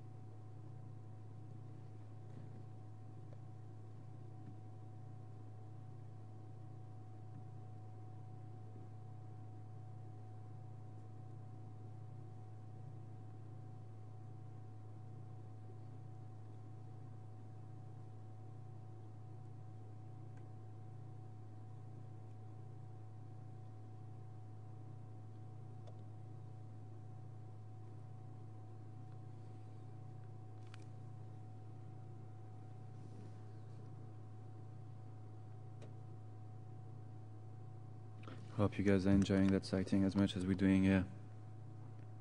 Really nice, really interesting. We've got a nice spot here, nice place. And I think it's worth just spending a bit of time here, see if more Hyena is gonna come around. For the moment, we've got those two youngsters. And the mum's gone on the right hand side there in that bush. I'm not too sure if she's chilling there, maybe in the shade, or if she's gone maybe to call the rest of the clan, the rest of the hyenas.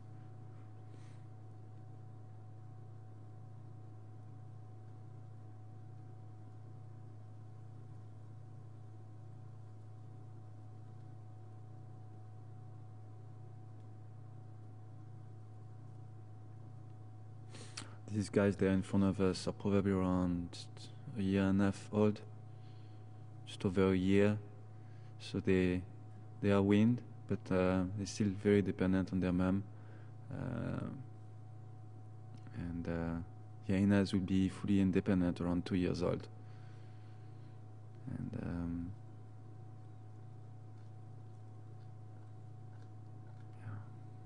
yeah.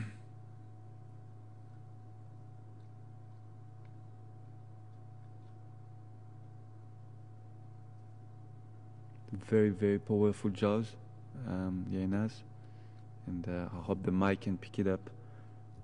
I hope you can hear, but we can hear here. We start a lot of crunching and chewing the meat and the cartilage and the skin, and they've got their molars and premolars are carnassial teeth are very are a bit bigger than leopards and lions, and their jaw muscle is just very strong, much more powerful than lions and leopards, and that's what helps them to crunch even big bones, to get what's inside the bone and eat the bone actually itself.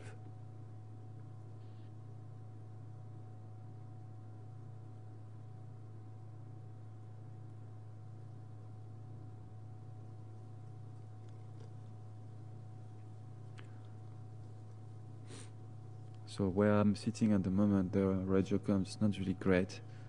I don't know if some of you out there have been sending questions, but I'll ask you to maybe hold on, because Mark cannot get out of me here. Quite way down into a drainage line, so he cannot forward the questions to me. But when we get out of here, when we'll be back on the road, then Mark will get out of me and send me all your questions, and I'll answer them. So just stay tuned for now. Unfortunately, I cannot get in touch with Mark except on the reserve radio, on the radio that the game reserve uses, that the other lodges use, and we can't really use that channel for questions.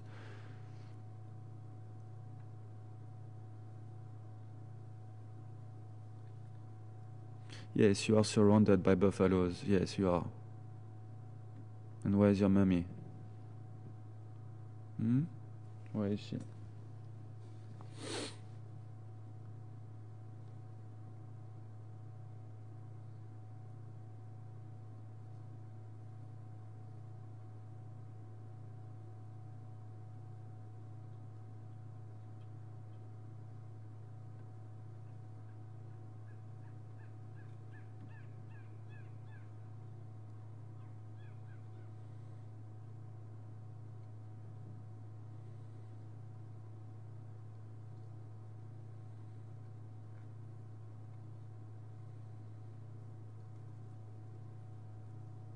It's quite a big warthog that Mvula put down. This is the second one I'm aware of. I've seen a video. There's a video on the moment on Juma profile.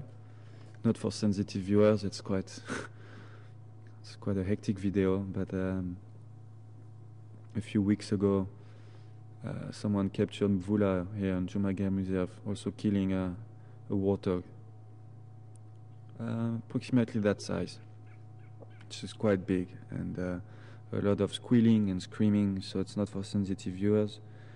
And now he's done it again, so he's sure he's a big hunter, he's a good hunter, he's strong to put down a big warthog like that by himself.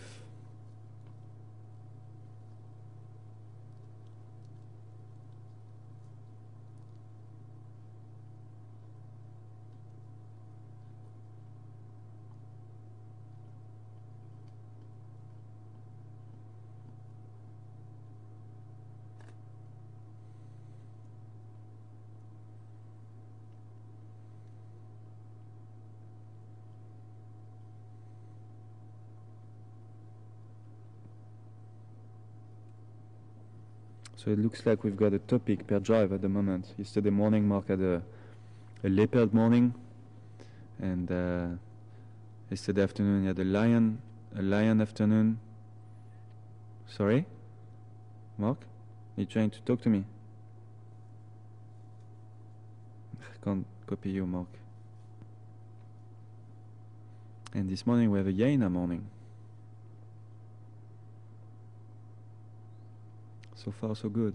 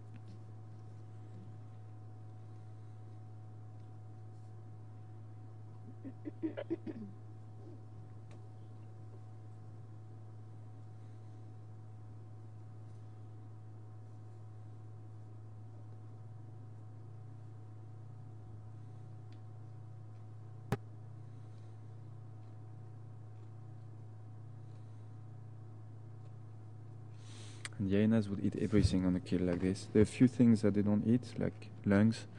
They would leave the lungs out, and the rumen, the stomach content of the rumen.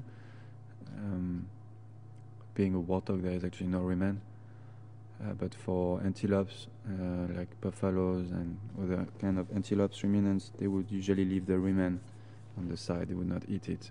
Rumen and the stomach content and the lungs, usually they don't eat it. But the rest, they would eat everything, the skin, the cartilage, the bones, the meat, and they would just leave the skull and the tusks.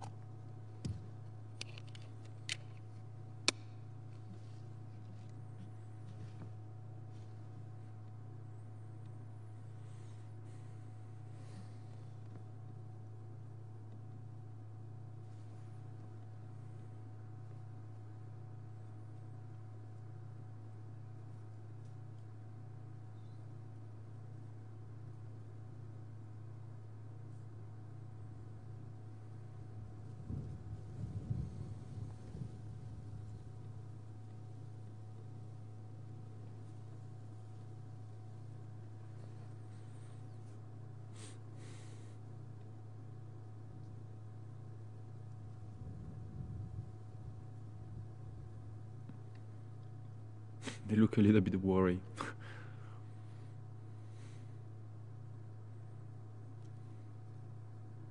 Let's go change the batteries. Okay, battery change, guys. Battery change. I'm gonna lose us for a few seconds.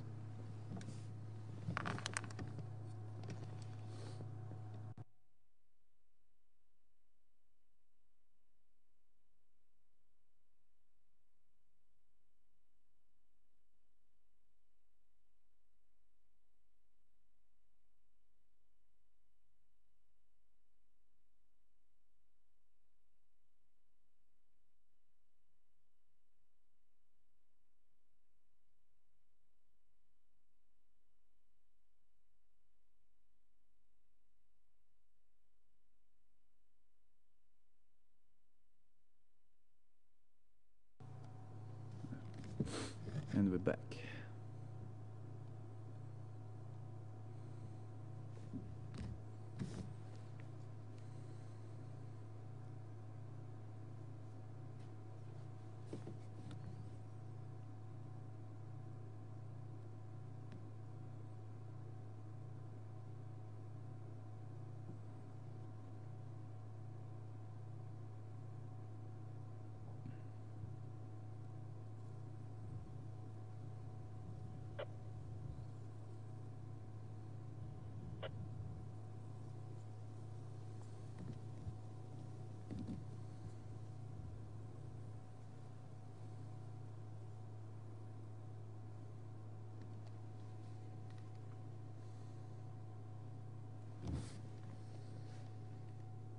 Looks like the boss leaving the kill now.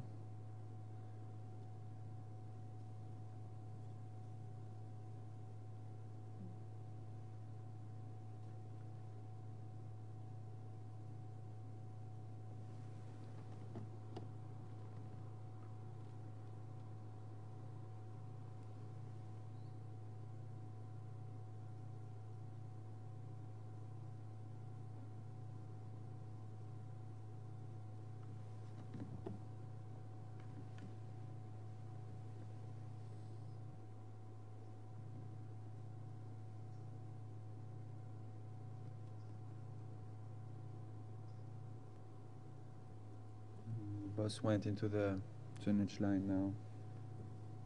I'm not too sure where the mummy is. Well, at least we had a good look.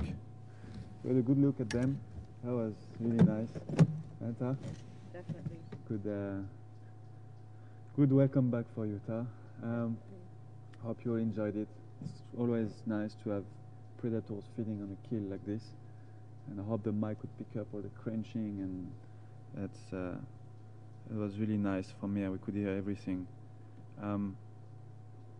So we're gonna try to make our way out of here now. It was easy to get in here, but I think the best thing is gonna have to be reversing. So I'm gonna try to reverse and get back on the road and answer a few questions. I'm sure Mark's got a few questions in the pipeline there. From what I saw, the female went that way, but the youngsters now went that way, so I'm not too sure. It's getting quite hot and warm as well, so maybe now they're just going to be resting in the shed, and maybe they will come back on the kill a bit later on. They've been eating a lot of it. Most of it's been eaten already. It's just the skin now left and bones. You can see the spinal cord is there, and the ribs. So I'm sure they will come back to it a bit later on. But for now, let's try to get out of here and come back on the road and carry on. See what else we can find.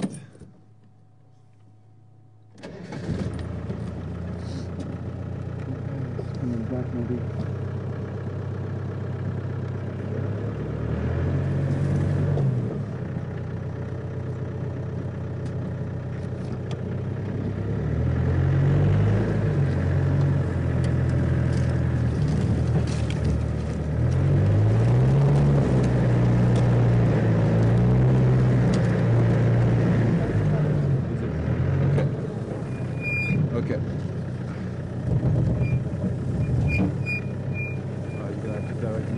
Carcass.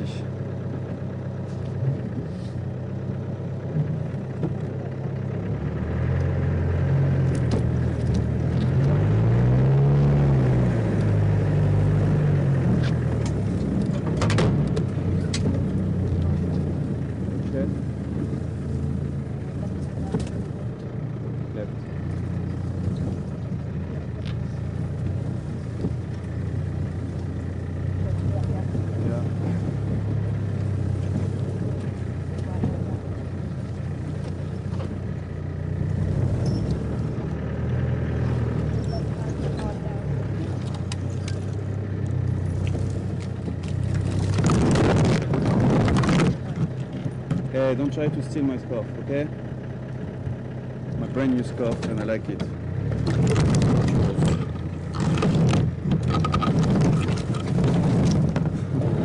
Looks good.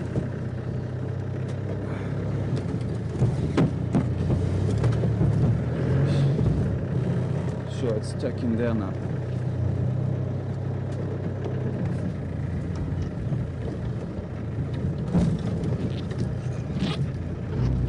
Square peg round hole.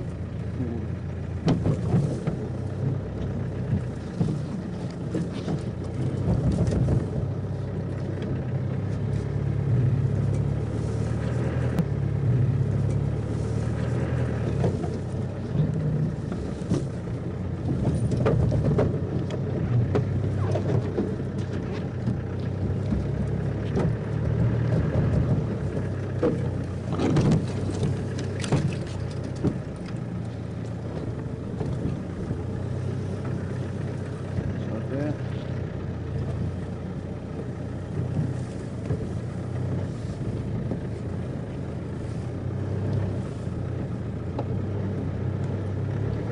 All right, out of the drainage line.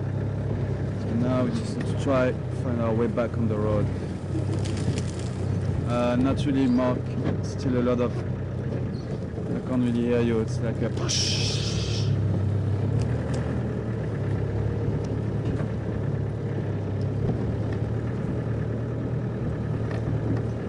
Those Daga boys are still there, sleeping.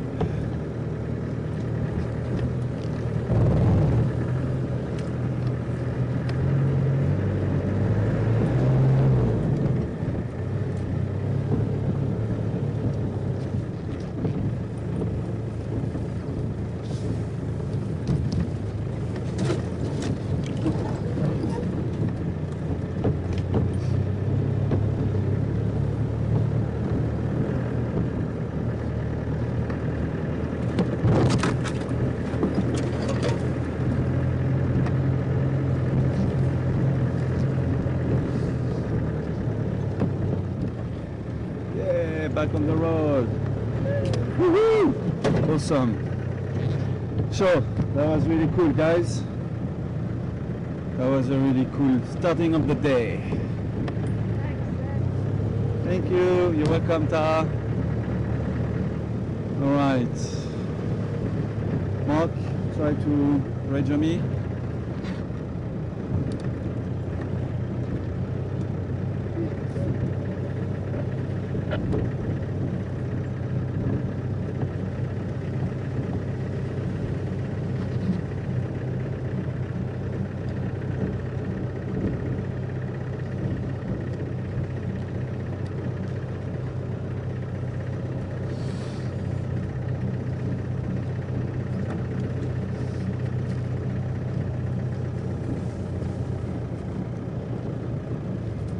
Just want to get back, quickly want to go back to Chelapa and see what's happening over there.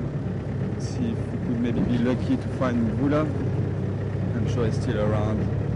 Got his kill stolen this morning and now that it's getting quite hot, I'm sure he's chilling somewhere in the shade.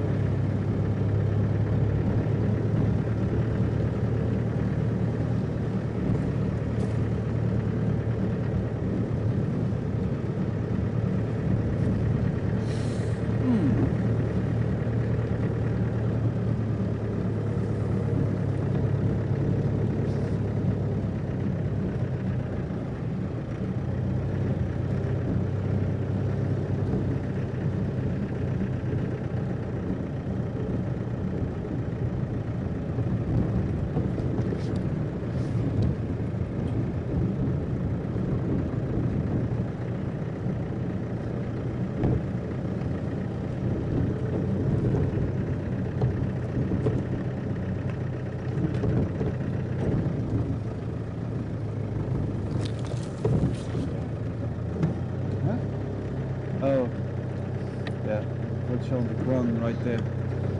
So you're shouting about Mvula. I got very excited for a second. I thought you spotted Mvula.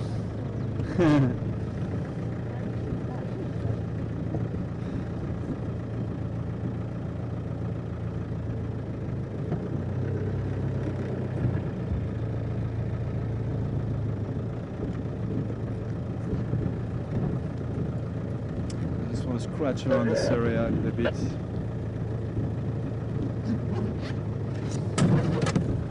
That's where Graham saw Mvula earlier on this morning.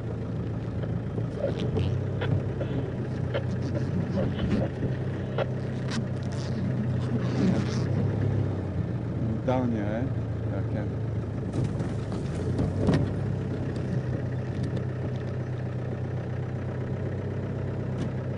That's where I lost my camera one day. It's Patrick. Yeah, that's my camera, yeah. I dropped my camera from Ganda on the way down here. And I realized it a bit later and we had to come back with Patrick to look for it, and we found it lying on the side of the road.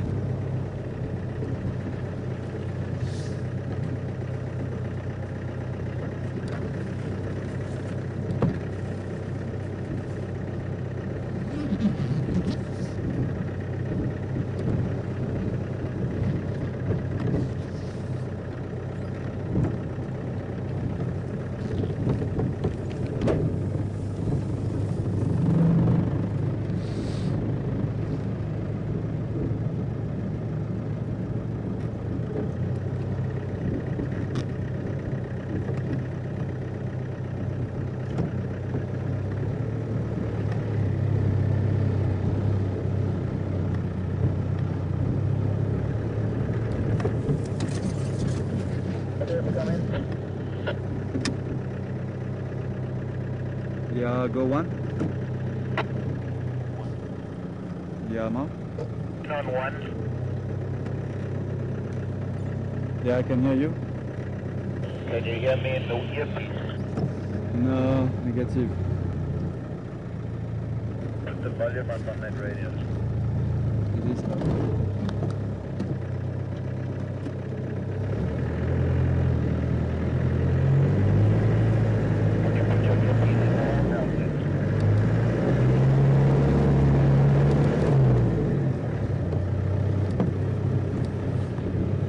Yeah, just give me a sec.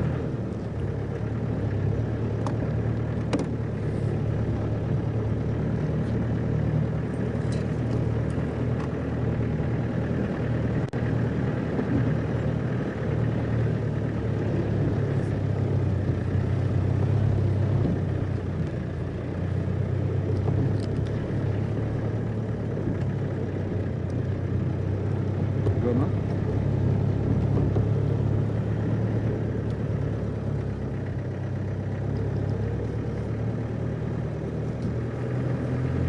Yeah, I can hear you.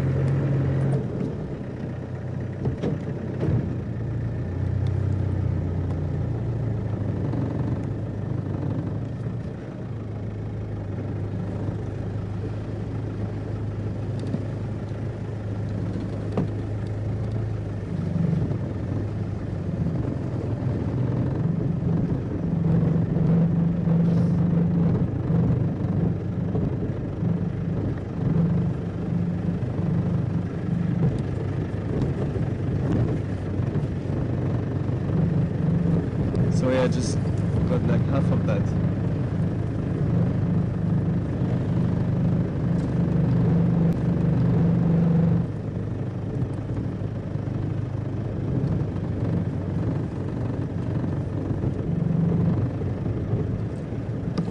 Did I get it right? If do hyenas always scavenge, or do they sometimes make a kill? Is that right, Mark? From Kyle? Yeah. Good morning, Kyle. Good morning. Welcome on board, Kyle. Kyle is asking if hyenas always scavenge, or do they sometimes make a kill? Yeah, no, they will. You see, they've been wrongly interpreted for a few years, around the 1980s. People were saying that they were only scavengers, and further studies we realized that they're not just scavengers, they're also proper predators, proper hunters, and they do hunt, they do make kills. They're actually very efficient hunters. They would hunt either solitary, or if they go after a big prey, they would hunt in packs. A few of them, 6, 7, 8 of them sometimes. After buffaloes or after different antelopes, and they're just opportunists, like every predator. All the predators are. Lions and leopards are the same. If are we losing that area? Okay. If lions or leopards bump into a kill, a carcass, they will also scavenge. They will also try to steal it and feed on it. They're just opportunists. When they find food, they'll eat, because they don't know what tomorrow made of. And hyenas are a bit more scavengers than lions and leopards. They tend to scavenge more than them, but they also do hunt. Yes, Kyle, they do. They do hunt, and they're very efficient hunters.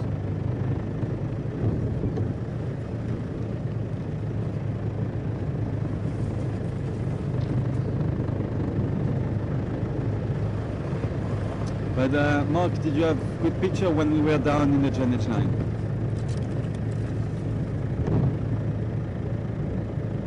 Ah, okay, all right.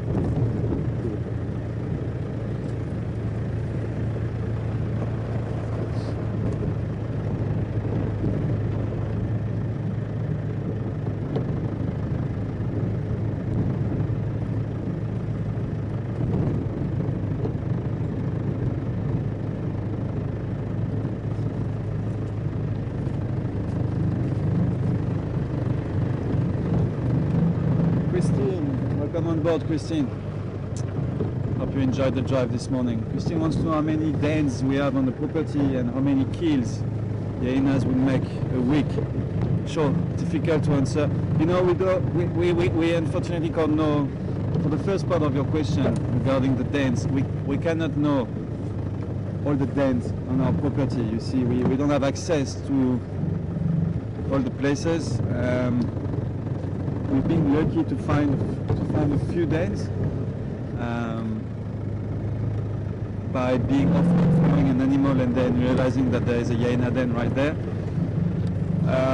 But I mean, there could be a den there on the right hand side, deep in the bush. I would not know. We will not see it, and you can't always. You bump into hyenas, but sometimes they will just go off-road, obviously towards the den, and you will just not be able to follow them. They're quite fast when they walk in the bush, through the bush, so you will not be able to follow them off-road, and you're not able to go and track them all the way to the den. So it's difficult. At the moment, we've got one den which is active on Lois Road, and I'm sure there is another den somewhere else on our property. I think there is also one den. I've been talking to the rangers at Chitwa Game Lodge, which is around 8 kilometers from Vuyatela, and they are pretty sure that there is a den around their lodge as well somewhere. But for our property, on Juma Vuyatela property, I can't give you a fixed number, Christine. There is one for sure that I know of. I guess there might be another one somewhere, so maybe there are two dens. 1 or 2, 3 max, I would say. And second part of your question regarding how many kills, this is kind of the same. I can't really give you a number. This is nature, and numbers just don't work in nature.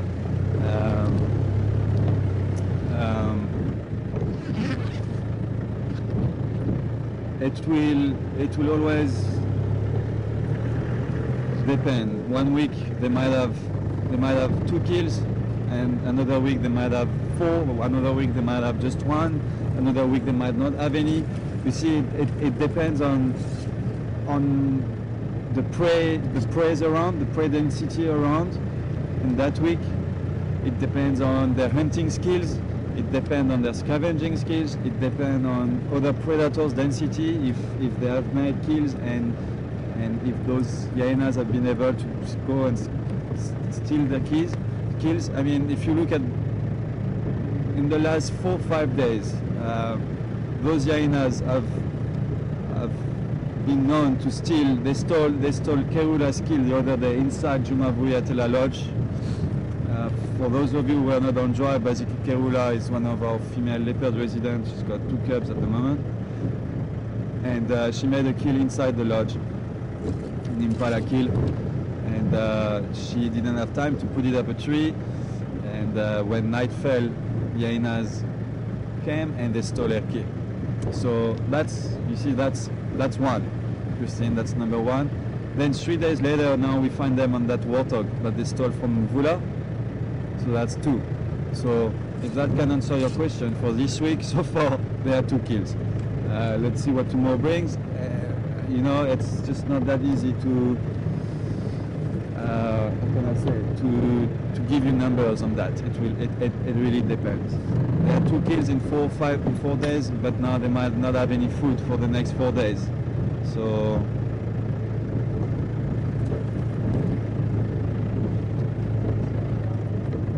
yeah.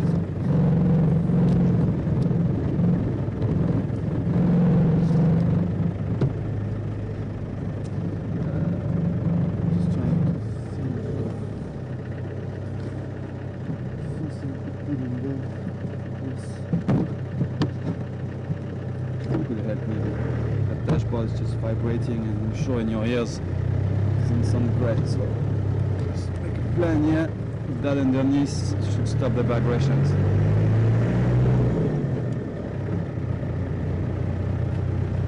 Cool, Mark says much better. Nice.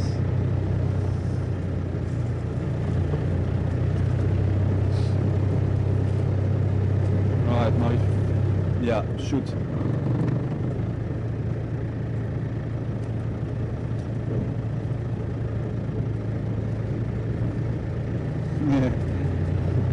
I don't know, Julie. Hi, Julie. Julie's asking why they don't clean themselves. I don't know. I don't know. Why do you shower, Julie? Because you want to be clean. Well, hyenas don't need to really clean themselves because, you see, okay, maybe that's kind of why. Smelling is very, they've got their smell sense is very developed. They've got a very good smell. And sure. Do you want to do a whodunit, huh? Yeah. Well, we don't really have time for a whodunit. I rather answer questions than doing a whodunit. But we just have a very nice. I can just show it to you quickly on the camera.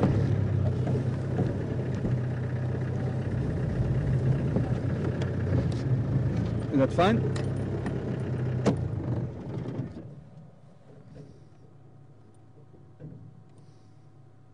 So who done it? Ta? Good drive. Da da da da. Da da da da. If it becomes a show one day, the Who Dang It show, Yeah. I think the leader music should be da da da da da da da da. Who Dang It with Tara Piri. Well, it's very white, so it's definitely a predator. Very, very white. So, Hyena? Ta? To me, Yeah. is there any tracks around? No, I don't really see any track. Sometimes you can get lion Yeah, dang white as well. Yeah, yeah, It's quite big. So yeah. I was saying sometimes you get lion dung very very white as well, but this one it's quite big. It's yeah, we're pretty sure it must be from a hyena.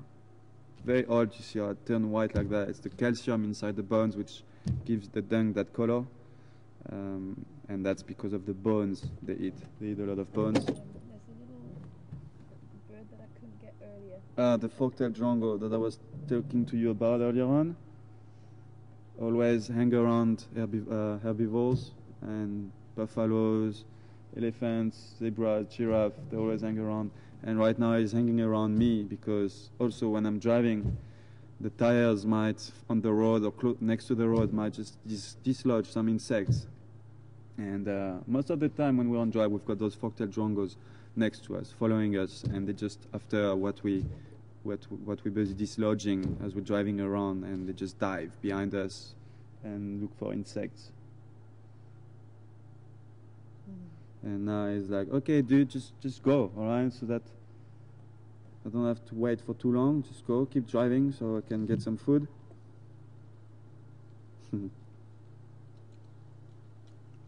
Pretty bird, very common, very very common.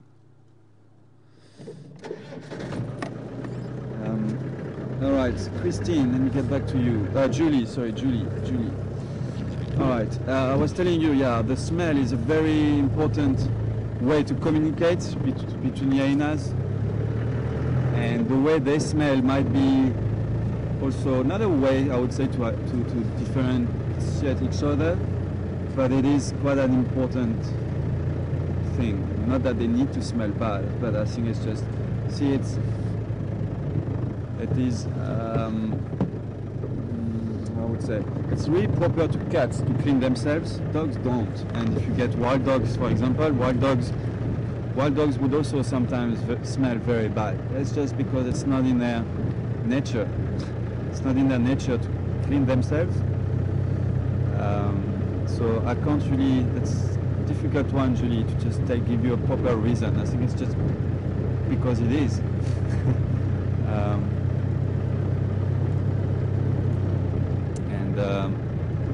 It's been like that. It's always been like that. Cats clean themselves, your cat at home clean himself, but your dog, for example, if you have a dog at home, if you don't wash your dog, you will never see a dog licking his fur, or his coat. He wouldn't. And if you don't wash your dog after a few weeks, believe me, it's gonna really stink. And it's the same with hyenas and wild dogs here.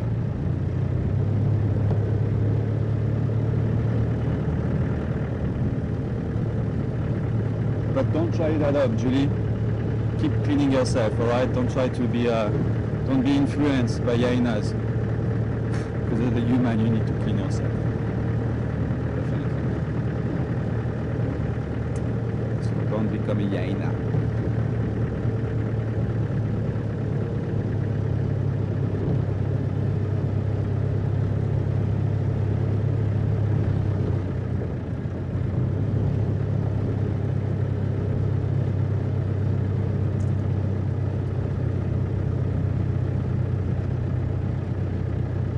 Diane, good morning to you, Diane. Diane is asking if it is the kill that we saw. There is a video on Facebook from Mvula killing a warthog yesterday. Well, Diane, Mvula killed a warthog, and the video was posted yesterday, but the warthog wasn't killed yesterday. The warthog was killed a few weeks ago, if I remember well, and it was just posted yesterday on Facebook profile, on Juma Facebook profile, Juma Private Game Reserve. For those of you who haven't seen it, you can go on Juma Facebook, and you will see the video there. And that was a few weeks ago, Diane. This one is fresh. This one is another one, and that's what I was saying earlier. He seems to be specializing into warthogs now, and quite big warthogs as well.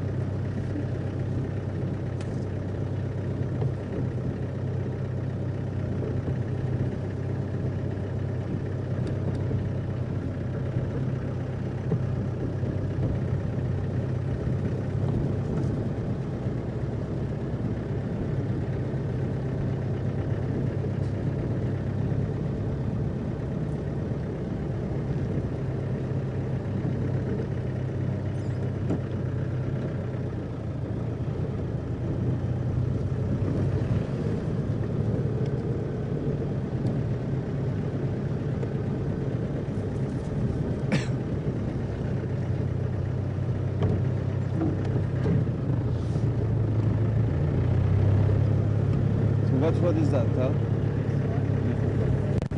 Hippo? Hippo Pools Road, okay. And the one we were coming down now from, so we were on Chitakat line, right? Yeah. And then we turn left into Pipeline. pipeline. Is that because of that pipe sticking out? Makes sense. Yeah! I learned 2 new roads today. We're getting there. And this is a much shorter road. To get to Buffer Soup. Yeah, you see that I know. Yeah. At least I know where I'm going. Yeah. The Warthog road is kind of long. So Guaripan is that other one over there. Guaripan Road, alright. That's Hippo Pool. Okay.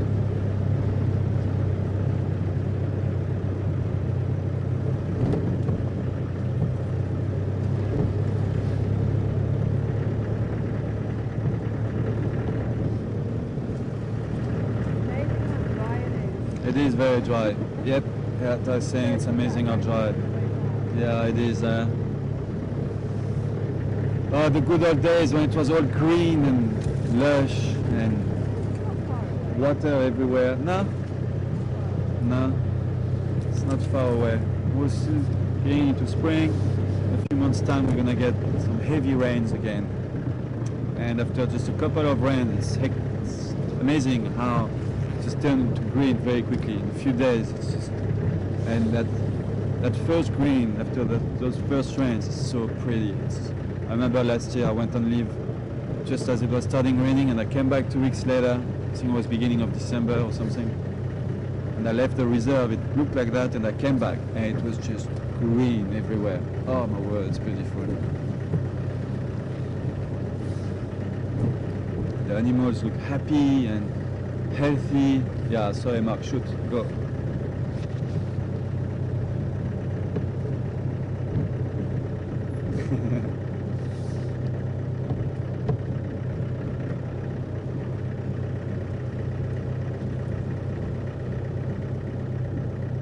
Do they do what? Do they fight?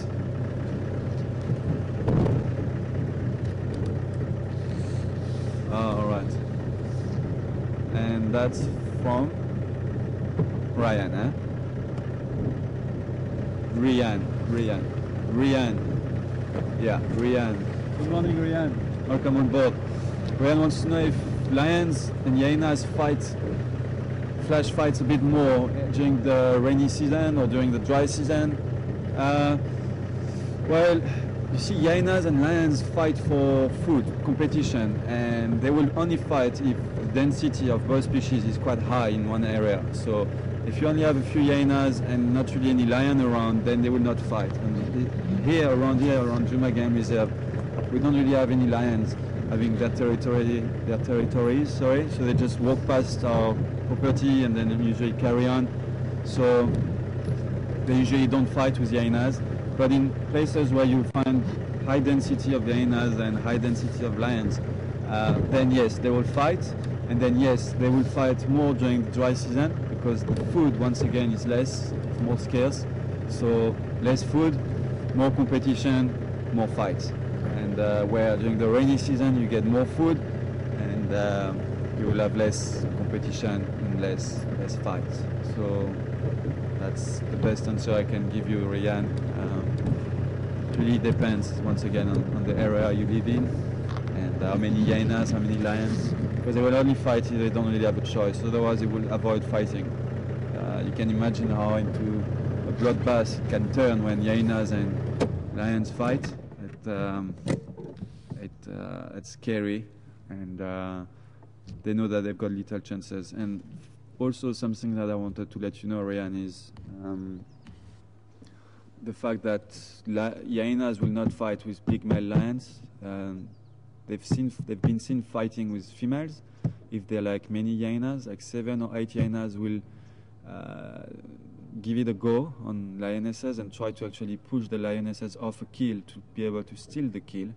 And the lionesses will if they're like 2 or 3 lionesses, they will give up and they will let the hyenas take the kill because 7, 8 hyenas, they know that they can get really badly injured. Sorry. Egyptian goose. So they will fight with females. but they will not even come close to fighting with males. That's one thing you must know as well, Ryan. So rainy season and dry season, hyenas will not come close to males. Big male lions, they know they don't stand a chance. But yeah, they've been seen fighting with females, and that's for food, and yeah, it would happen more often in dry season. So this is buffalo soup time. Quite quiet. We've got a hippo on the right hand side, Egyptian goose now, there, and not much activity. The other day when I was here, there were quite a few hippos though in the dam. I don't know if they're still all here. We've got a baby there. That's quite a young hippo.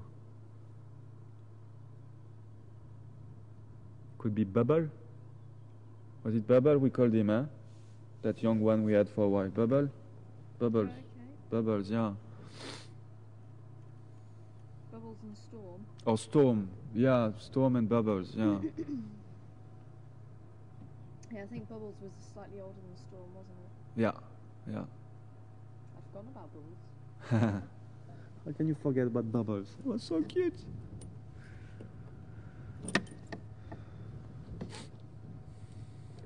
All right, let's keep going.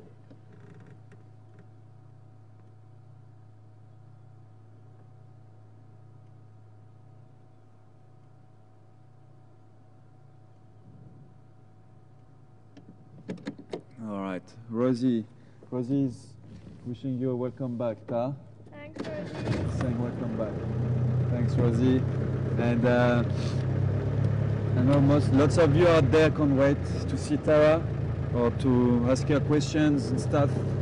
I think some of you might have sent questions to Mark, but unfortunately, behind the camera, she can't really. We need to make a plan with a mic there and come up with a solution so we can actually present her to cameraman. If she talks now, you won't hear her. But be assured, she'll be on track tomorrow morning and tomorrow afternoon. She'll be presenting, and you can. I'll probably be directing or behind the camera. I'm not too sure. Well, Mark's directing today, so I'll probably be directing tomorrow, and Mark will be on camera. You haven't been on camera for a while, Mark. No.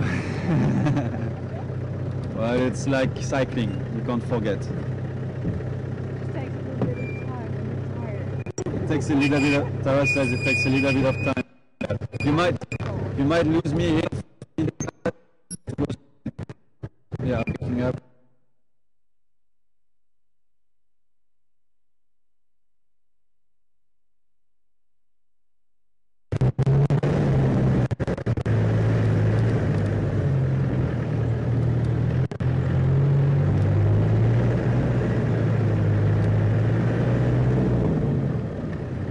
Are we back?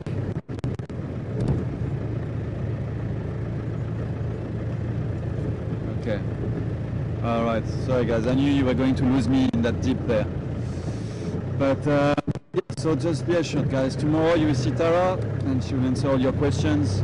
And see if we switch. We've got a mic on that camera, but if we switch it on, you might be able to hear the camera person, but then you're also gonna hear a lot of the equipment sound.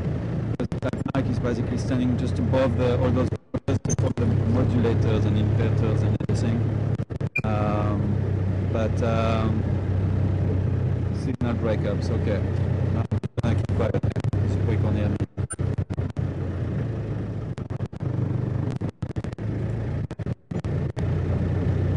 So is this Barry Penrod? This one? No.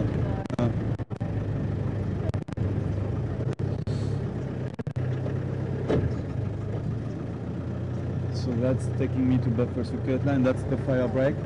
Yeah.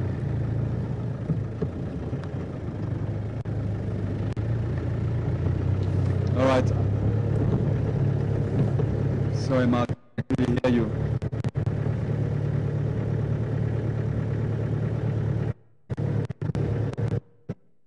All right.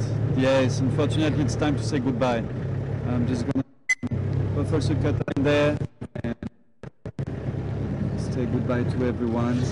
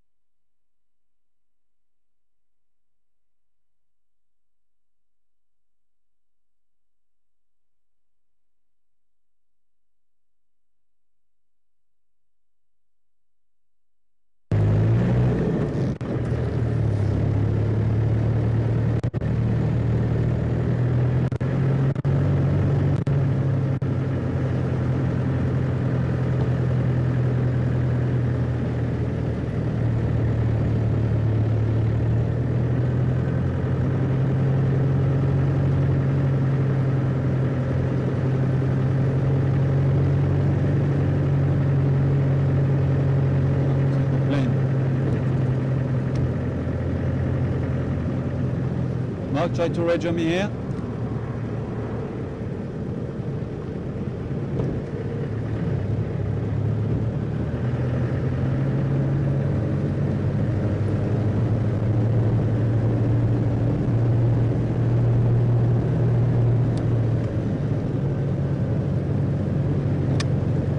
Mark, come in.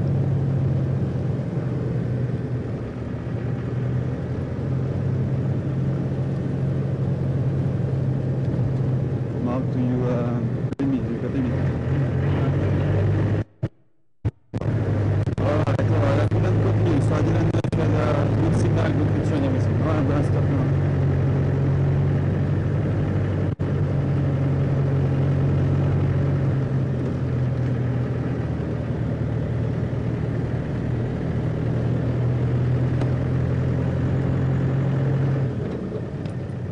Alright guys, unfortunately time is up and it's time to say goodbye.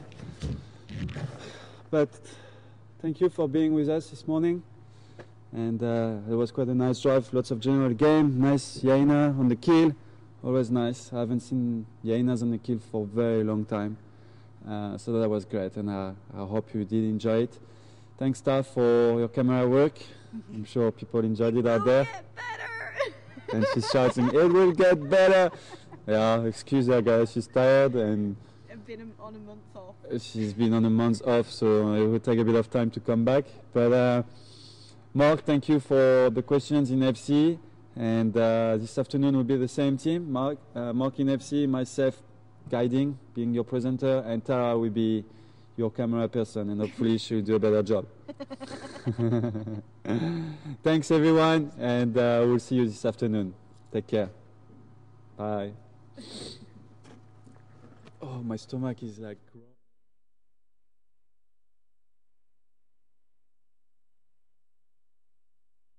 Hi everybody. Well, a lot of you have stayed up a little bit extra tonight. Well, I wasn't even watching the time. I was just letting Seb ramble on and drive along, and suddenly noticed that the time was running into 9:45. So, hope you all had a nice drive. Pretty amazing sighting with those hyena and the kill. Well, join us again for our afternoon. For some of you, your morning. For some of you, your afternoon or your morning. Well, whatever time it may be. Hope you're going to join us later, and I'll be here in final control. Thanks for your support, and we'll see you. Bye.